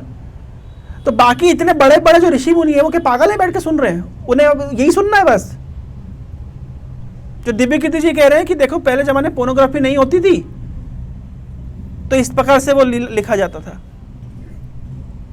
तो हमारी औकात नहीं उन लीलाओं में प्रवेश करने की। भाई पहले समझो भगवान क्या है। हम जो व्यक्ति यही नहीं समझ सकता है कि भगवान का एक रूप होता है, भगवान की कुछ अधरम मधुरम वदनम मधुरम नयनम मधुरम हसितम मधुरम, भगवान का एक माधुर्य, एक स्वभाव है, जो व्यक्ति यही नहीं जानता है, वो व्यक्ति एंट्री करेगा उस लीलाओं में, वो क्या समझेगा? सीधे खोलेंगे भागवतम। ऐसे कुछ मुसलमान स्कॉलर में देखता हूं, स्कॉलर चश्मा वश्मा लगा करके, अब आज हम वेद पढ़ेंगे, वेद खोला, संस्कृत में ये लिखा है, फिर उन्हें 2-4 संस्कृत जानते होंगे कोई थोड़ी बहुत, देखो इसमें ऐसा लिखा है। अरे तुम कौन हो भाई? Who are you to touch Vedas? Who are you to touch Shrimad Bhagavatam? Who are you to touch Bhagavad Gita? ये परंपरा में ज्ञान आता है। ये जो मैं चर्चा आपसे कर रहा हूं ये पारंपरिक ज्ञान है। अब आप थोड़े संस्कृत ज्ञान से आप नहीं ले सकते इन चीजों को। भागवतम में एक श्लोक है, कौन सा श्लोक, जिसको चैतन्य महाप्रभु ने 61 तरीके से व्याख्या करी। आत्मा रामस्य मनु 61 तरीके से, और हर व्याख्या पिछली व्याख्या से अलग है। कौन संस्कृत का ज्ञान आपको इस तरह व्याख्या कर देगा? भागवतम का एक एक श्लोक, एक एक शब्द अनेक अर्थ दे देता है। ये संस्कृत ज्ञान से हम नहीं ले सकते। तो जो व्यक्ति इस प्रकार, इसलिए अब ये धारणा फैल रही है, इसलिए तुम्हारे भगवान ऐसे करते, तुम्हारे भगवान ऐसे करते हैं। एक व्यक्ति यूट्यूबर, वो बहुत आजकल वो फेमस है, सनातनी, हम मूर्तियों की पूजा करते, तुमने मूर्तियों को तोड़ दिया। हम मंदिरों की पूजा करते, तुमने मंदिरों को तोड़ दिया। अरे हम सूर्य की पूजा करते, सूर्य को सुखा दो। हम चंद्रमा की पूजा करते, चंद्रमा को बुझा दो। हम समुद्र की पूजा करते, समुद्र सुखा दो। ऐसा एक वो यूट्यूबर बोल रहा है, फिर उसको कमेंट में एक मुस्लिम व्यक्ति उसका वीडियो लेकर के उसमें दे रहा है, फिर वो बोल रहा है अरे तुम नालायक हो। क्यों नालायक हो? हम प्रूव करते हैं। तुम सूरज की पूजा करते हो, हम सूरज बनाने वाले की पूजा करते हैं। तुम चंद्रमा की पूजा करते हो, हम चंद्रमा बनाने वाले की पूजा करते हो। वो मुस्लिम व्यक्ति बोल रहा है। इनमें आपस में डिबेट चल रही है। इस व्यक्ति को पता नहीं हम सूर्य की पूजा नहीं करते हैं, हम सूर्य नारायण की पूजा करते हैं। यह चक्षुरेव सविता सकल ग्रहाणाम राजा समस्वर मूर्ति अशेष तेजा यस्याज्ञा भ्रमति संभ्रमत काल चक्रो गोविंदम आदि पुरुषम तम हम भजामी। हम भी सूर्य के बनाने वाले की पूजा करते हैं, पर हमें पता है सूर्य के बनाने वाला कौन है। ये नालायक ने पढ़ी नहीं गीता, ब्रह्म संहिता पढ़ी नहीं, शास्त्र पढ़े नहीं, कभी गीता क्लास में आया नहीं है, संडे क्लास आता नहीं था, उसके हाथ में दर्द हो रहा था कि सिर में दर्द हो रहा था, वो आता नहीं था, इसलिए अब वो यूट्यूब में छोड़ रहा है, फिर उसके अगेंस्ट में व्यक्ति छोड़ रहा है। और सही छोड़ रहा है, बिल्कुल जो मुस्लिम व्यक्ति बोला सही बात बोला ना। ये बोल रहा है हम समुद्र की पूजा करते हैं, हम नदियों की पूजा करते हैं। भैया हम नदियों की पूजा नहीं करते हैं, हम नदियों की पूजा करते हैं इन द सेंस हम उसको कनेक्शन देखते हैं भगवान के साथ। नर्मदा देवी हैं, गंगा देवी हैं, हम उन देवी की हाँ निश्चित रूप से पूजा करते हैं, जानते हुए कि ये भगवान की सेवा में नियुक्त हैं। हमारा हमें वो संबंध ज्ञान है, हम धरती को माँ समझते हैं। फिर एक मुस्लिम व्यक्ति बोल रहा है ये लोग कितने हिंदू लोग कितने भाई जो होते हैं, मतलब वो गाय की पूजा, गाय को माँ समझता है। गाय माँ है तो बैल बाप है। हाँ है, गाय माँ है, बैल बाप है, हम मानते हैं। समस्या क्या है इसमें मानने में? वो गाय, अच्छा मुझे बताइए, गाय की कैटेगरी के सामान्य जीव की कैटेगरी है? आप सामान्य व्यक्ति, आप गाय के मल से आप घर पोंछ सकते हैं, सामान्य व्यक्ति के मल से पोंछ सकते हैं? पूछो। बाकी बहुत साइंस छोड़ो, बहुत उसमें दिमाग मत लगाइए। आप गाय का कंडा बना करके उसमें खाना बना सकते हैं, बाटियां सेक सकते हैं, लिट्टी चोखा बना सकते हैं। आप बताइए, आप और कोई बिल्ली की क्या बोलते हैं, बिल्ली के गोबर से आप कंडे बनाएंगे? कुत्ते गोबर से कंडे बनाएंगे? प्रभुपाद जी लिखे, किताबें पढ़नी पड़ेगी। प्रभुपाद जी ईशोपनिषद में लिखे हैं, जब वेद में कह दिया कि गाय का मल गोबर शुद्ध है, मतलब शुद्ध है। यद्यपि वो पशु का मल है, लेकिन बाकी पशु का मल आप छू दोगे तो आपको स्नान करना पड़ेगा। गाय का मल शुद्ध है। हड्डियां अपवित्र है, लेकिन शंख पवित्र है। अब इसको कहते हैं वैदिक ट्रुथ। बस वेद में लिखा है, मतलब बात खत्म, नो आर्ग्यूमेंट। नहीं हड्डियां तो अशुद्ध होती है, अरे हड्डी अशुद्ध होती है लेकिन वेद में लिखा है कि शंख शुद्ध है। बस इतना शुद्ध है कि शंख को मंदिर में रखते हैं, ऑल्टर में रखते हैं। इसको कहते हैं वैदिक ट्रुथ। वेद के नियम को हम एज इट इज पकड़ते हैं। तो जब कोई व्यक्ति डिबेट करने जाता है तो उसको पता होना चाहिए। तो भगवान कृष्ण वृंदावन में रहते थे, वृंदावन में लीला करते थे। उसके बाद में भगवान कृष्ण मथुरा गए, अक्रूर को लेकर के गए, उन्होंने कंस का वध किया। उसके बाद में भगवान पढ़ाई करने के लिए, हायर एजुकेशन के लिए उज्जैन चले गए। सांदीपनि मुनि के आश्रम में उन्होंने एजुकेशन लिया। उन्हें एजुकेशन की कोई ज़रूरत नहीं है। फिर एक क्वेश्चन आएगा, अगर वो भगवान है तो उनको ज्ञान लेने की क्या जरूरत है? पढ़ो ना भाई, कहाँ लिखा है? भगवान ज्ञान लेने के लिए नहीं गए हैं, भगवान शिक्षा देने के लिए गए कि हर व्यक्ति गुरु के पास जाके ज्ञान लेना चाहिए। वे आचरण करके दिखा रहे हैं। अगर भाई कभी अंबानी अदानी आपको कोई पानी डालते हुए दिख जाए पेड़ों में, तो उसको गार्डनर मत समझिए, तो आप मूर्ख कहलाएंगे। देखो गार्डनर नहीं है। अंबानी जब कुत्ता लेके घूमे मान लो, तो क्या कुत्ता खिलाने वाले हो गए? वो उनकी इच्छा है, उनका टाइम पास है। भगवान लीला विलास करते हैं। भगवान सांदीपनि से ज्ञान लेने के लिए नहीं गए। एक गलत कॉन्सेप्ट मत नहीं रहना चाहिए। सांदीपनि को कृतार्थ करने के लिए गए। आपको आश्चर्य होगा, सांदीपनि मुनि उज्जैन में रहते हैं। उज्जैन में एक ऐसे शिवलिंग है, एक शिवजी है, जहाँ पे जो उनका जो नंदी है वो खड़ा हुआ है। बाकी नंदी कैसा होता है? हर जगह पे बैठे रहता है।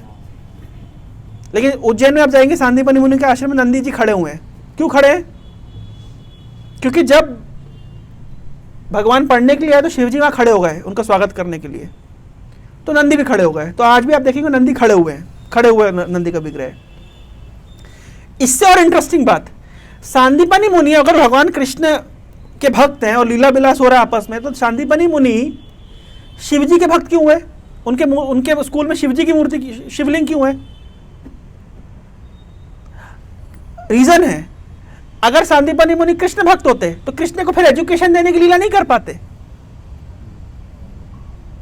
भाई। अगर सांदीपनी मुनि कृष्ण भक्त होते हैं तो फिर कृष्ण को डांटेंगे, कृष्ण को लकड़ी लेकर के आओ, गुरु की सेवा करो, कृष्ण गुरु के पैर दबा रहे हैं, दबा पाते क्या? नहीं दबा पाते। तो इसलिए भगवान ने ऐसे व्यवस्था करी कि सांदीपनी कृष्ण की भक्ति नहीं है उस पर्टिकुलर लीला में, तो पता ही नहीं चला उनको। इस तरह लीला करते हैं शिक्षा देने के लिए कि एक शिष्य को गुरु की कैसे सेवा करनी चाहिए। सांदीपनी मुनि ने 64 दिन में 64 कलाएं सिखा दी। आप 64 कलाएं देखेंगे, उज्जैन में जाएंगे, वहाँ पे बढ़िया सांदीपनी आश्रम में लगा हुआ है विभिन्न प्रकार की कलाएं। भगवान सब कला के स्रोत हैं, उनसे सब कलाएं निकलती है। ये क्रिकेट मैच, क्रिकेट उनसे निकला है। क्रिकेट खेल रहे थे भगवान, जब बॉल चली गई नदी में तो गए छलांग लगा करके, और वहां पर इनको किसने पकड़ लिया? कालिया ने। कौन सा गेम खेल रहे थे एग्जैक्टली? बैट बल्ला खेल रहे थे। जब बॉल चली गई तो दोस्तों को देखा तो बॉल चली गई, तुम बॉल हटा दिए, घुमा दिए, लेके आओ, जाके लेके आता, ओके एनीवे। आप समझ रहे हैं भगवान की जो लीलाएं होती है, हम भगवान की पूजा करते हैं, हम ये मिसकंसेप्शन मत रहिए। तो जब कृष्ण वृंदावन से मथुरा चले गए, मथुरा के बाद में चले गए सांदीपनी के आश्रम में पढ़ाई करने के लिए, उसके बाद में फिर वापस मथुरा आए। फिर मथुरा में अटैक होता था, किस किस का? जरासंध का और कालजवन का। तो भगवान ने रातों रात, मतलब लोग सोए मथुरा में और जागे कहां पे? द्वारका में। आंख बंद करें, आप सोचिए जरा, आंख बंद करेंगे आप मथुरा में और जाग गए वो द्वारका में। वहां ने पूरे शहर को शिफ्ट कर दिया, द्वारका में रहने लगे, द्वारकाधीश हो गए। तो द्वारका में एक ऐसी लीला हुई, 5 मिनट का समय और लूंगा। द्वारका में एक ऐसी लीला हुई कि सभी कभी कभी कृष्ण, क्योंकि कृष्ण राधा रानी से इतना प्रेम करते हैं, ब्रजवासियों से इतना प्रेम करते हैं, गोपियों से इतना प्रेम करते हैं, तो रात को सोते सोते कभी कभी गोपी गोपी कृष्ण राधा राधे, कभी गायों का नाम लेंगे, कभी नंद महाराज का नाम लेंगे, कभी यशोदा मैया का नाम लेंगे। ये लीला चल रही है। समझिए भगवान ऑब्सेस नहीं है, भगवान अटैच नहीं है, लेकिन भगवान अपने भक्तों के साथ प्रेम का विनिमय करते हैं। ये बहुत डीप लीला है, ये इसको समझने के लिए बहुत साधन भजन करना पड़ेगा, एक दिन में नहीं समझ आता। इसको रिलिश करने के लिए भी हम भगवान का नाम का जप करते हैं ना, ये डाइजेस्ट करने के लिए इन फिलॉसफी को, जो नहीं करते जप लोग, वो ऐसे सीधे भागवतम की लीलाओं के ऊपर आक्षेप करेंगे, कुछ समझ नहीं आएगा उनको। तो भगवान इस प्रकार से, कभी कभी तो भगवान रोते रहते थे, रात रात भर नींद नहीं आती थी। ब्रेकअप होने के बाद कैसा होता है आदमी के साथ? कैसा होता है आयुष? उससे भी डीप वो फीलिंग भी कुछ नहीं है, उसके 1000 लाखों गुना फीलिंग भगवान को होती थी। रात भर भगवान रोते थे, कभी कभी आंसुओं से तकिए को भिगा देते थे, अजीब अजीब। तो सभी रानियों ने बोला, कितनी रानियां थी? 16,108 रानी। तो सभी रानियों से मंत्रणा करते, अब इतनी रानियां कैसे मंत्रणा करती होंगी, हमारी सोच से परे है। तो उन्होंने सोचा कौन है ये राधा, कौन है ये गोपियां, कौन किसका चिंतन करते कृष्ण। तो उन्होंने विचार किया किससे पूछे। तो उस समय में जब वृंदावन में कृष्ण रहते थे तो उनकी, तो बलराम की माँ रोहिणी वहां रहती थी। बलराम जी की माँ रोहिणी वहां पे थी। उन्होंने सब लीलाओं को देखा है, ब्रज की लीलाओं को देखा है। क्योंकि यशोदा कहाँ थी? सॉरी, रोहिणी किसकी पत्नी है? वसुदेव की। तो वसुदेव की एक पत्नी रोहिणी है, और भी कई पत्नी, और एक पत्नी कौन है? देवकी। तो वसुदेव देवकी तो जेल में थे, तो देवकी ने तो कृष्ण की लीलाओं को देखा नहीं, किसने देखा? रोहिणी ने देखा।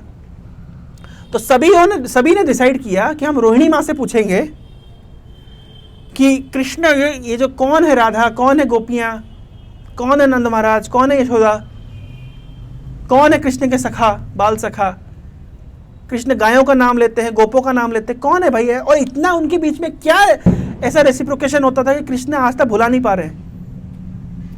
तो सबने डिसाइड किया। तो रोहिणी ने कहा ठीक है, मैं आपको बताऊंगी कि क्या लीला होती थी, ब्रज की लीलाओं को मैं विस्तार करूंगी, लेकिन मेक श्योर कि ये लीला कृष्ण बलराम नहीं सुने,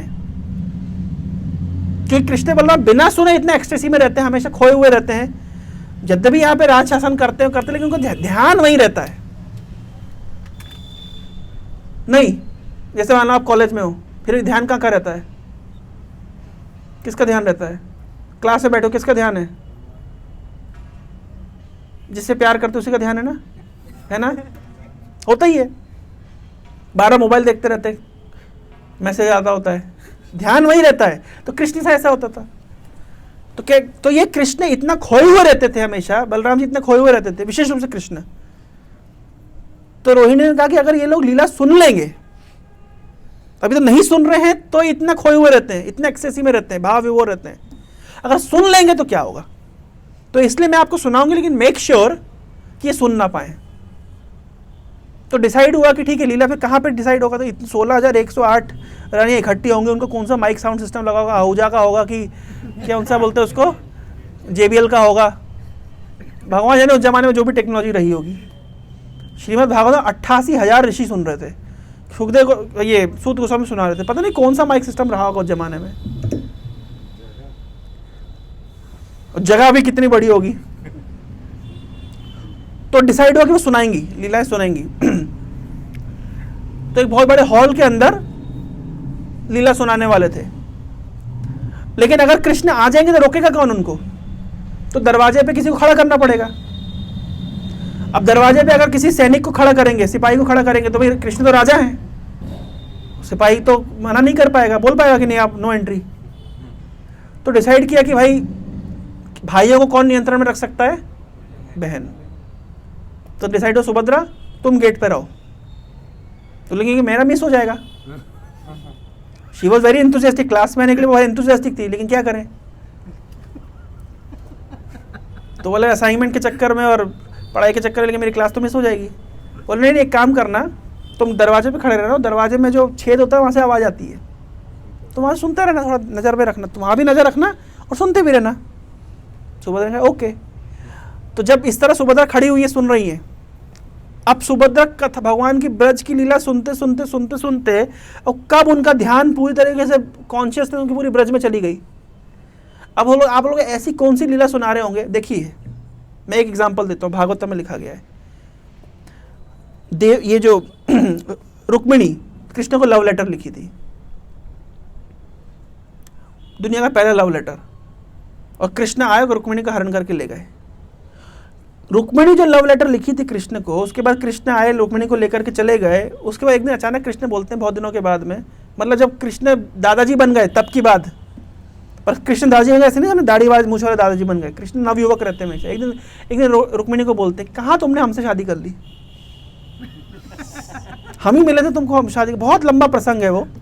उसमें एक जगह कृष्ण बोलते हैं कि देखो हमसे शादी करके जो शादी करे पछताता है। फिर बोलते हैं कि इतने बड़े बड़े राजा महाराजा थे, हम तो डरपोक हैं और हम तो राजा भी नहीं है, उग्रसेन राजा है, हम तो उनके चमचे हैं, तुम हमसे कहाँ शादी करके फंस गई? इस तरह कृष्ण रुक्मिणी को बोल रहे हैं। अभी भी कृष्ण ने लास्ट में ये बोल दिया, ठीक है अभी भी अगर तुम्हारे किसी और इच्छा है तो मैं तुम्हारी शादी किसी और से रीमैरिज करा दूंगा, और जो तुम्हारे घर से दहेज आया है उसको कंपाउंड इंटरेस्ट से लौटा दूंगा। इतना रुक्मिणी सुनी और बिल्कुल रोने लग गई, बेहोश हो गई। कृष्ण ने सोचा कि रुक्मिणी को गुस्सा दिलाएंगे इस तरह कुछ बोल करके, गुस्सा क्या दिलाए, वो तो बेहोशी हो गई। फिर रुक्मिणी को जगाया, पंखा वंखा ठहराया। वहां पे देखिए भगवान, रुक्मिणी जब बेहोश होने लगी तो भगवान ने चतुर्भुज रूप निकाल लिया अपना। 2 हाथ से रुक्मिणी को पकड़ा, एक हाथ से रुक्मिणी के बाल सवार रहे, एक हाथ से पंखा झुला रहे। भगवान को भी पता नहीं क्या क्या लीला करनी पड़ती। कभी एक बार गए कृष्ण वृंदावन में माखन चोरी करने, तो कैसे चोरी कर रहे थे? तो एक भक्त था, एक उनका गोप सखा था, उसकी पीठ के ऊपर, कमर के ऊपर चढ़ गए और माखन पकड़ने लग गए। ऊपर माखन पकड़ना, इनकी धोती लूज पड़ गई, बेल्ट नहीं लगाया था उस दिन। तो भगवान 2 हाथ से मक्खन पकड़ रहे, 2 हाथ से एक और 2 हाथ उन्हें पकड़ करके धोती टाइट कर रहे। भगवान अजीब अजीब लीला, इसको कहते लीला विलास, हम है ना, ये उनकी लीला है।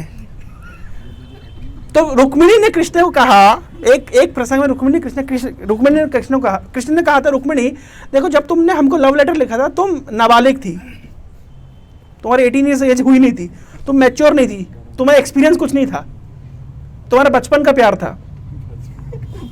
तो तुमने क्या किया, इस प्रकार से हमको लव लेटर लिख दिया और हम भी काफी एक्साइटेड थे, हम भी तुमको पकड़ के ले गए, मतलब ऑलमोस्ट हरण करके ले गए। तो कृष्ण ने कहा था कि तुम इनएक्सपीरियंस थी और नाबालिग थी, तुम्हारा मैच्योरिटी नहीं थी, तुमने हमको लव लेटर लिख दिया। और हमको कोई लिखेगा, कोई हमको प्रेम से पुकारेगा, हम कैसे नहीं आएंगे? हमारी मजबूरी, हम तो भाई जे जथामाम प्रपद्यन्ते तान सते भजामि हम। तो रुक्मिणी आंसर दे रही है कृष्ण को, क्या कह रही है? कृष्ण आप कह रहे मैं इनएक्सपीरियंस थी, ठीक है मैं मानती हूँ, मैं इनएक्सपीरियंस थी, मैं नाबालिग थी, मैं इमैच्योर थी, लेकिन इतने बड़े बड़े राजा महाराजा हुए हैं संसार में और बहुत लंबी लिस्ट दी है रुक्मिणी ने। मैं एक स्त्री, एक लड़की, इनएक्सपीरियंस्ड, इमैच्योर, नाबालिग, मैं गलती कर सकती हूं, लेकिन ये जो बड़े बड़े राजा महाराजा हैं, जो चक्रवर्ती सम्राट थे, पूरे विश्व के राजा थे, ये पूरे संसार को छोड़ करके, अपना राजपाट छोड़ करके, एनआईटी को छोड़ करके जंगल चले गए आपकी खोज में, कि मंदिर में आ गए आपकी खोज में। मैं इनएक्सपीरियंस हो सकती हूं, मैं इमैच्योर हो सकती हूं, लेकिन वो तो भारी मैच्योर थे, भारी एक्सपीरियंस थे, पूरे देश पूरी दुनिया को राज कर रहे थे, बड़ी बड़ी मंत्री गण उनके असेंबली में बैठा करते थे। मैं गलती कर सकती हूं, वो कैसे गलती कर सकते हैं? इसका मतलब है कि मैंने गलती नहीं करी। तो अब सोच लीजिए, जिन बड़े बड़े राजा महाराजा जिन कृष्ण की कथा को सुन करके इतना मोहित हो जाते हैं कि वो सब कुछ छोड़ करके बस कृष्ण के होना चाहते हैं, वो लीला जब उस असेंबली में सुनाई जा रही होगी तो सुभद्रा का ध्यान वहां पे मग्न हो जाए, इसमें कौन सी आश्चर्य की बात है? तो सुभद्रा पूरी तरीके से एब्जॉर्ब हो गई, और जब सुभद्रा पूरी तरीके से एब्जॉर्ब हो गई तो वहां से फिर कृष्ण बलराम पहुंच गए। सुभद्रा अब सुभद्रा का ध्यान नहीं, कहां खोई हुई है सुभद्रा, क्या चल रहा है? तो उसने देखा कि सुभद्रा कहीं कान लगा के कुछ सुन रही है, तो एक तरफ जाके कृष्ण खड़े हो गए, हम भी सुने क्या चल रहा है, और एक तरफ जाके बलराम खड़े हो गए, हम भी सुने क्या चल रहा है। तो इस तरीके से कृष्ण, बलराम और सुभद्रा इस पोज में खड़े हो गए। और जब कृष्ण अपने ब्रज लीलाओं को सुन रहे थे, तो जब भक्तों के साथ में आदान प्रदान की, कृष्ण इतना एक्सटेसी में आ गए कि उनकी आंखें बिल्कुल बड़ी बड़ी हो गई अपने भक्तों को देखने के लिए, कहाँ है मेरे भक्त, हाथ पूरे आगे हो गए, अब मैं उनका आलिंगन कर लूंगा, अब उनको गले लगा लूंगा। इस तरीके से पूरा जो उनको बॉडीली जो ट्रांसफॉर्मेशन हो गया। तो ये जो पर्टिकुलर ट्रांसफॉर्मेशन है, और नारद मुनि हमारे इटर्नल मीडिया पर्सन धप से कहां से पहुंच गए मीडिया कवरेज देने के लिए, कृष्ण बलराम का नया रूप, तो फोटो खींच लिए। जब फोटो खींचे तो ये होश में आ गए। तो जैसे होश में आ गए तो बोल रहे हैं, अरे सुनो अभी रिलीज मत करना। कब रिलीज करना? कलयुग में रिलीज करना। कलयुग में मैं इस अवतार में, इस रूप में, पुरुषोत्तम क्षेत्र में मैं निवास करूंगा, तो अभी रिलीज मत करना, उसको तब रिलीज करना। तो इसलिए ये मतलब मैंने बहुत संक्षेप में आपको कथा सुनाई है। इस कथा के पीछे बहुत डीप मीनिंग है, रथ यात्रा का बहुत डीप मीनिंग है। ये जो इतना सस्ता मीनिंग नहीं है कि दिल वहां से तैर करके आ गया। तो कृष्ण बलराम इस रूप में यहाँ पे विराजमान है उस लीला से। एक बार कुरुक्षेत्र में कृष्ण बलराम सब थे, सभी ने सुना कि कृष्ण बलराम सब कुरुक्षेत्र में आने वाले हैं, ब्रजवासियों ने भी सुना। तो जब ब्रजवासी भी आए कृष्ण को देखने के लिए, कुरुक्षेत्र में कुछ बहुत बड़ा कुछ आयोजन हो रहा था, लूनर एक्लिप्स या सोलर एक्लिप्स कुछ था, तो उस समय स्नान करने के लिए आए थे। तो राधा रानी भी आई थी, ब्रजवासी भी आए थे। तो जब राधा रानी ने कृष्ण को देखा, ये कब 100 साल के सेपरेशन के बाद, आफ्टर 100 years ऑफ सेपरेशन, जब राधा रानी ने कृष्ण को देखा तो क्या देखा? उन्होंने देखा ये कृष्ण वो कृष्ण नहीं है, ये मेरे कृष्ण नहीं है, क्योंकि मेरे कृष्ण तो मोर पंख डालते, इनने इतना बड़ा मुकुट लगाया हुआ है। मेरे कृष्ण पीताम्बर पहनते हैं, इनने तो इतना कवच कुंडल धारण किया हुआ है। मेरे कृष्ण के हाथ में बांसुरी होती है तो तलवार वलवार लेकर कोई राजा के रूप में है। मेरे कृष्ण तो नंगे पांव चलते, इनने तो कितना कीमती जूते पहने हुए हैं। तो इस प्रकार से उन्होंने कहा नहीं, he is not my Krishna. तो Radha Rani after seeing Krishna became morose. तो ब्रजवासी ने सोचा ये कृष्ण है, राधा रानी है, लेकिन फिर भी उनका मिलन नहीं हो पा रहा है, क्योंकि ये परिवेश ठीक नहीं है। So let us take this Krishna to Brajbhumi, back to Brajbhumi. तो कुरुक्षेत्र से उन्होंने क्या किया, कृष्ण के रथ को खींच करके ले जाने लग गए ब्रज में। दैट मीन्स, ये बहुत संक्षेप में बता रहा हूं, बहुत डीप लीला है ये। तो कृष्ण जो अपने ऐश्वर्यशाली फॉर्म में है, वहां से उनको ब्रज में लेके जा रहे हैं अपने माधुर्य फॉर्म में। यह है रथ यात्रा का भाव। ब्रजवासी जो वृंदावन है वो हमारा हृदय है, तो कृष्ण वहां है, तो रथ के माध्यम से क्या कर रहे हैं, उनको खींच करके हम अपने हृदय में लेकर के जा रहे हैं। यह है लीला, रथ यात्रा की लीला।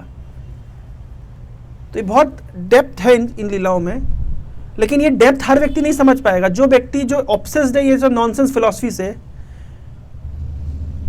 भगवान निराकार है, भगवान कोई रूप नहीं है, जो इन फिलॉसफी ऑब्सेस्ड है, वो क्या समझेगा। 99.99% उड़िया लोग आपके, विशेष रूप से पांडा लोग भी इन डीप लीलाओं को नहीं जानते हैं। उनके लिए भगवान निराकार है, वो निराकार ब्रह्म अभी दारू ब्रह्म के रूप में बैठा हुआ है, बस फिनिश्ड, इतनी फिलॉसफी खत्म। क्योंकि निराकार का हम ध्यान नहीं कर सकते, तो फिर हम दारू ब्रह्म का ध्यान करते हैं। इतना सस्ता, ये इतना सस्ता नहीं है। तो इसलिए वैष्णव दर्शन फिलॉसफी को समझने के लिए वैष्णव से सुनना पड़ेगा, उस परंपरा को समझना पड़ेगा, शास्त्रों को पढ़ना पड़ेगा, तब जाकर के हमको सही चीज़ पता चलेगी। नहीं तो हम लोग भी अज्ञानता में रह जाएंगे। हरे कृष्ण। बहुत समय हो गया है, किसी के मन में कोई जिज्ञासा, कोई प्रश्न? प्रश्न का समय नहीं बचेगा। यस, जल्दी। गौर गोविंद स्वामी महाराज के एक लेक्चर में हमने सुना था कि मतलब कृष्ण बेहोश हो जाते हैं बहुत विलास करने के बाद, और फिर नारद मुनि और उनको जगाते हैं, और वो जैसे ही जगाते हैं वो उनका रथ रेडी रखा जाता है और वो लेके जाते हैं। तो ये बृहद भागवतम में स्टोरी आती है। कृष्ण एक व्यक्ति हैं जो अपने भक्तों से प्रेम का विनिमय करते हैं। तो जो व्यक्ति भगवान को समझते ही निराकार है, वो व्यक्ति क्या फिर ये प्रेम के विनिमय को समझ पाएगा। ये लोग जो बोल रहे God is love, love is God, ये बात सही है, गॉड इज लव, पर व्हाट लव? निराकार से लव नहीं होता है, प्रेम होता है दो व्यक्ति के बीच। अगर भगवान है ही नहीं, स्पेस है, तो स्पेस से प्रेम कैसे करोगे आप? अरे प्रेम के लिए तो दो आदमी चाहिए ना, दो व्यक्ति चाहिए ना। दो आदमी नहीं, गलत हो जाएगा, तो मीनिंग अर्थ का अनर्थ हो जाएगा। दो आदमी नहीं चाहिए हमें, दो आदमी नहीं चाहिए, दो व्यक्ति चाहिए। We need 2 persons। दो आदमी बोला गलत हो जाता है ना आजकल। आज तो सही है। गवर्नमेंट ने बोला दो व्यक्ति चाहिए प्रेम का विनिमय के लिए, है ना। एक प्रेम, देखिए 3 चीजें, मतलब दो व्यक्ति हैं, उनके बीच का प्रेम का विनिमय, वो है भक्त, भगवान, और उनके बीच भक्ति का आदान प्रदान, मतलब प्रेम का आदान प्रदान। दो व्यक्ति होते हैं प्रेम में हमेशा। एक व्यक्ति कैसे, तो सबको, अगर तुम ही भगवान हो तो प्रेम किससे करोगे? तो हमारी फिलॉसफी ये नहीं कि तुम भगवान हो, भगवान कृष्ण भगवान है, जीव उनका अंश है, और हमारे बीच प्रेम का विनिमय है। This is called Vaishnav philosophy. जो व्यक्ति निराकारी मानता है सबको, वो क्या प्रेम करेगा? हमारी पूरी फिलॉसफी प्रेम की फिलॉसफी है, आइडियल सेंस, मतलब रियल सेंस में। और कुछ? सुभद्रा के माता पिता कौन है? यशोदा,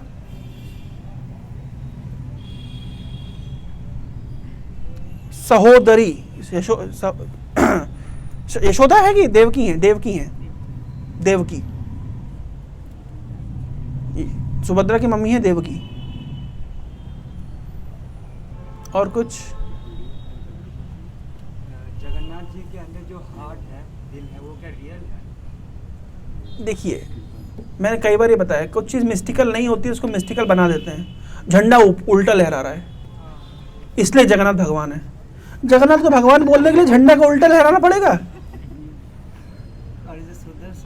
सुदर्शन चक्र, वो फोटो दिखा दे रहा है इनको। सुदर्शन चक्र हर जगह से ऐसा दिखता है, इसलिए जगन्नाथ भगवान है। मैं आपको ऐसी फोटो दिखा दूंगा, इनके पीछे एक ऐसी फोटो मैंने ली हुई है, दिया है आपको फोटो। ऐसे सब झूठ बोलते हैं, कोई ऐसा नहीं लहराता है। भगवान को भगवान दिखाने के लिए जादू करना पड़ेगा? अरे वो जगत के नाथ है, ये सूरज चंद्रमा उन्होंने आसमान में टांग दिया है, इससे बड़ी और मिरेकल क्या चाहिए आपको? वो जो फ्लैग उल्टा होता है वो तो सब नॉनसेंस है। कभी देखा आपने? कहाँ देखा आपने? आपने गलत देखा। भगवान के जो महाप्रसाद तैयारी होता है जो सबसे ऊपर वाला। कॉमन सेंस से साइंस के स्टूडेंट हो, काय के स्टूडेंट हो, आर्ट्स के स्टूडेंट क्या हो तुम? देखा है वो कैसे रखते हैं, मटके कैसे रखते हैं? देखा है कैसे रखते हैं? फिर कैसे बोल दिया?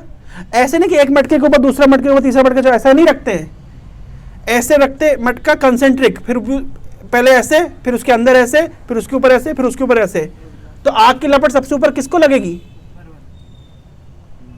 किसको लगेगी? ऊपर वाले को सबसे पहले ज्यादा लगेगी ना। इसमें कॉमन सेंस है, इसमें कौन सा बहुत बड़ा साइंस है? कुछ जब तक जादू नहीं दिखाएंगे ना ऐसे, तब तक भगवान नहीं मानेंगे। और प्रभु जी हमने फ्लेम का स्टडी किए थे साइंस का, आप फ्लेम का सबसे अपर पार्ट में ज्यादा हिट, सबसे ज्यादा हिट होता है, वही तो मैं बोल रहा हूँ ना। तो जब तक कोई मैजिकल नहीं होगा आप भगवान नहीं माने। भगवान इतना मैजिक, हर जगह मैजिक है यार। एक बीज के अंदर एक पेड़ है, पेड़ के अंदर हजारों फल है, फलों के अंदर बीज है, बीजों के अंदर पेड़ है, पेड़ों के अंदर फल है, फलों के अंदर बीज है, बीजों के अंदर पेड़ है, पेड़ों के अंदर फल है, फलों के अंदर बीज है। इससे बड़ा मैजिक क्या चाहिए आपको? कि नहीं झंडा उल्टा लगा तभी मानेंगे भगवान है।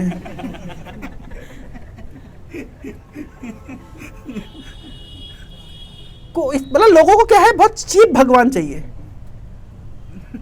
एक भगवान तो करते हैं तो ऐसे मुंह से शिवलिंग निकल जाता है तो वो भगवान हो गए। अरे भगवान जब पसीना छोड़ते तो अनंत कोटि ब्रह्मांड, सांस छोड़ते ब्रह्मांडों की सृष्टि होती है यार। भगवान के करके ऐसे भभूत निकालेगा तो भगवान होगा? हद हो गई। कुछ कह रहे हो? यस प्रभु। अरे एक ही दिन तो मिलता है आराम से, कहा एक ही दिन तो अपने पास है। मेरा आईटीआर नहीं गिरता है। छोड़ देंगे ना आपको। रामकृष्ण परमहंस जी को तो भगवान खाना खिलाते थे, तो उनको क्यों नहीं मानते हम? भगवान खाना खिलाते? कौन से भगवान को खाना? और भगवान और का काम नहीं बचा? नहीं, काली माता वो खाना खिलाते। अच्छा, वाह।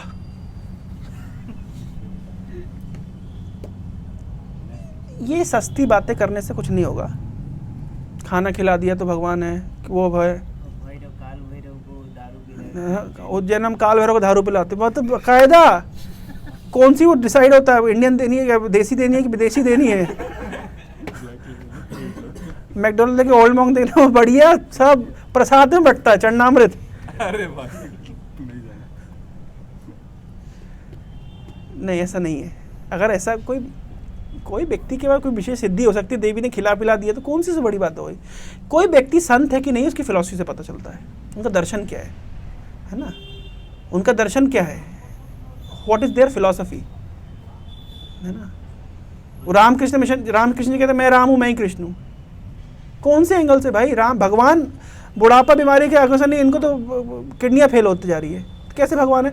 एक भगवान हो गए जो मरे झबरे वाले बाल वाले, हाँ बीमारियों से मर गए, उनका भगवान।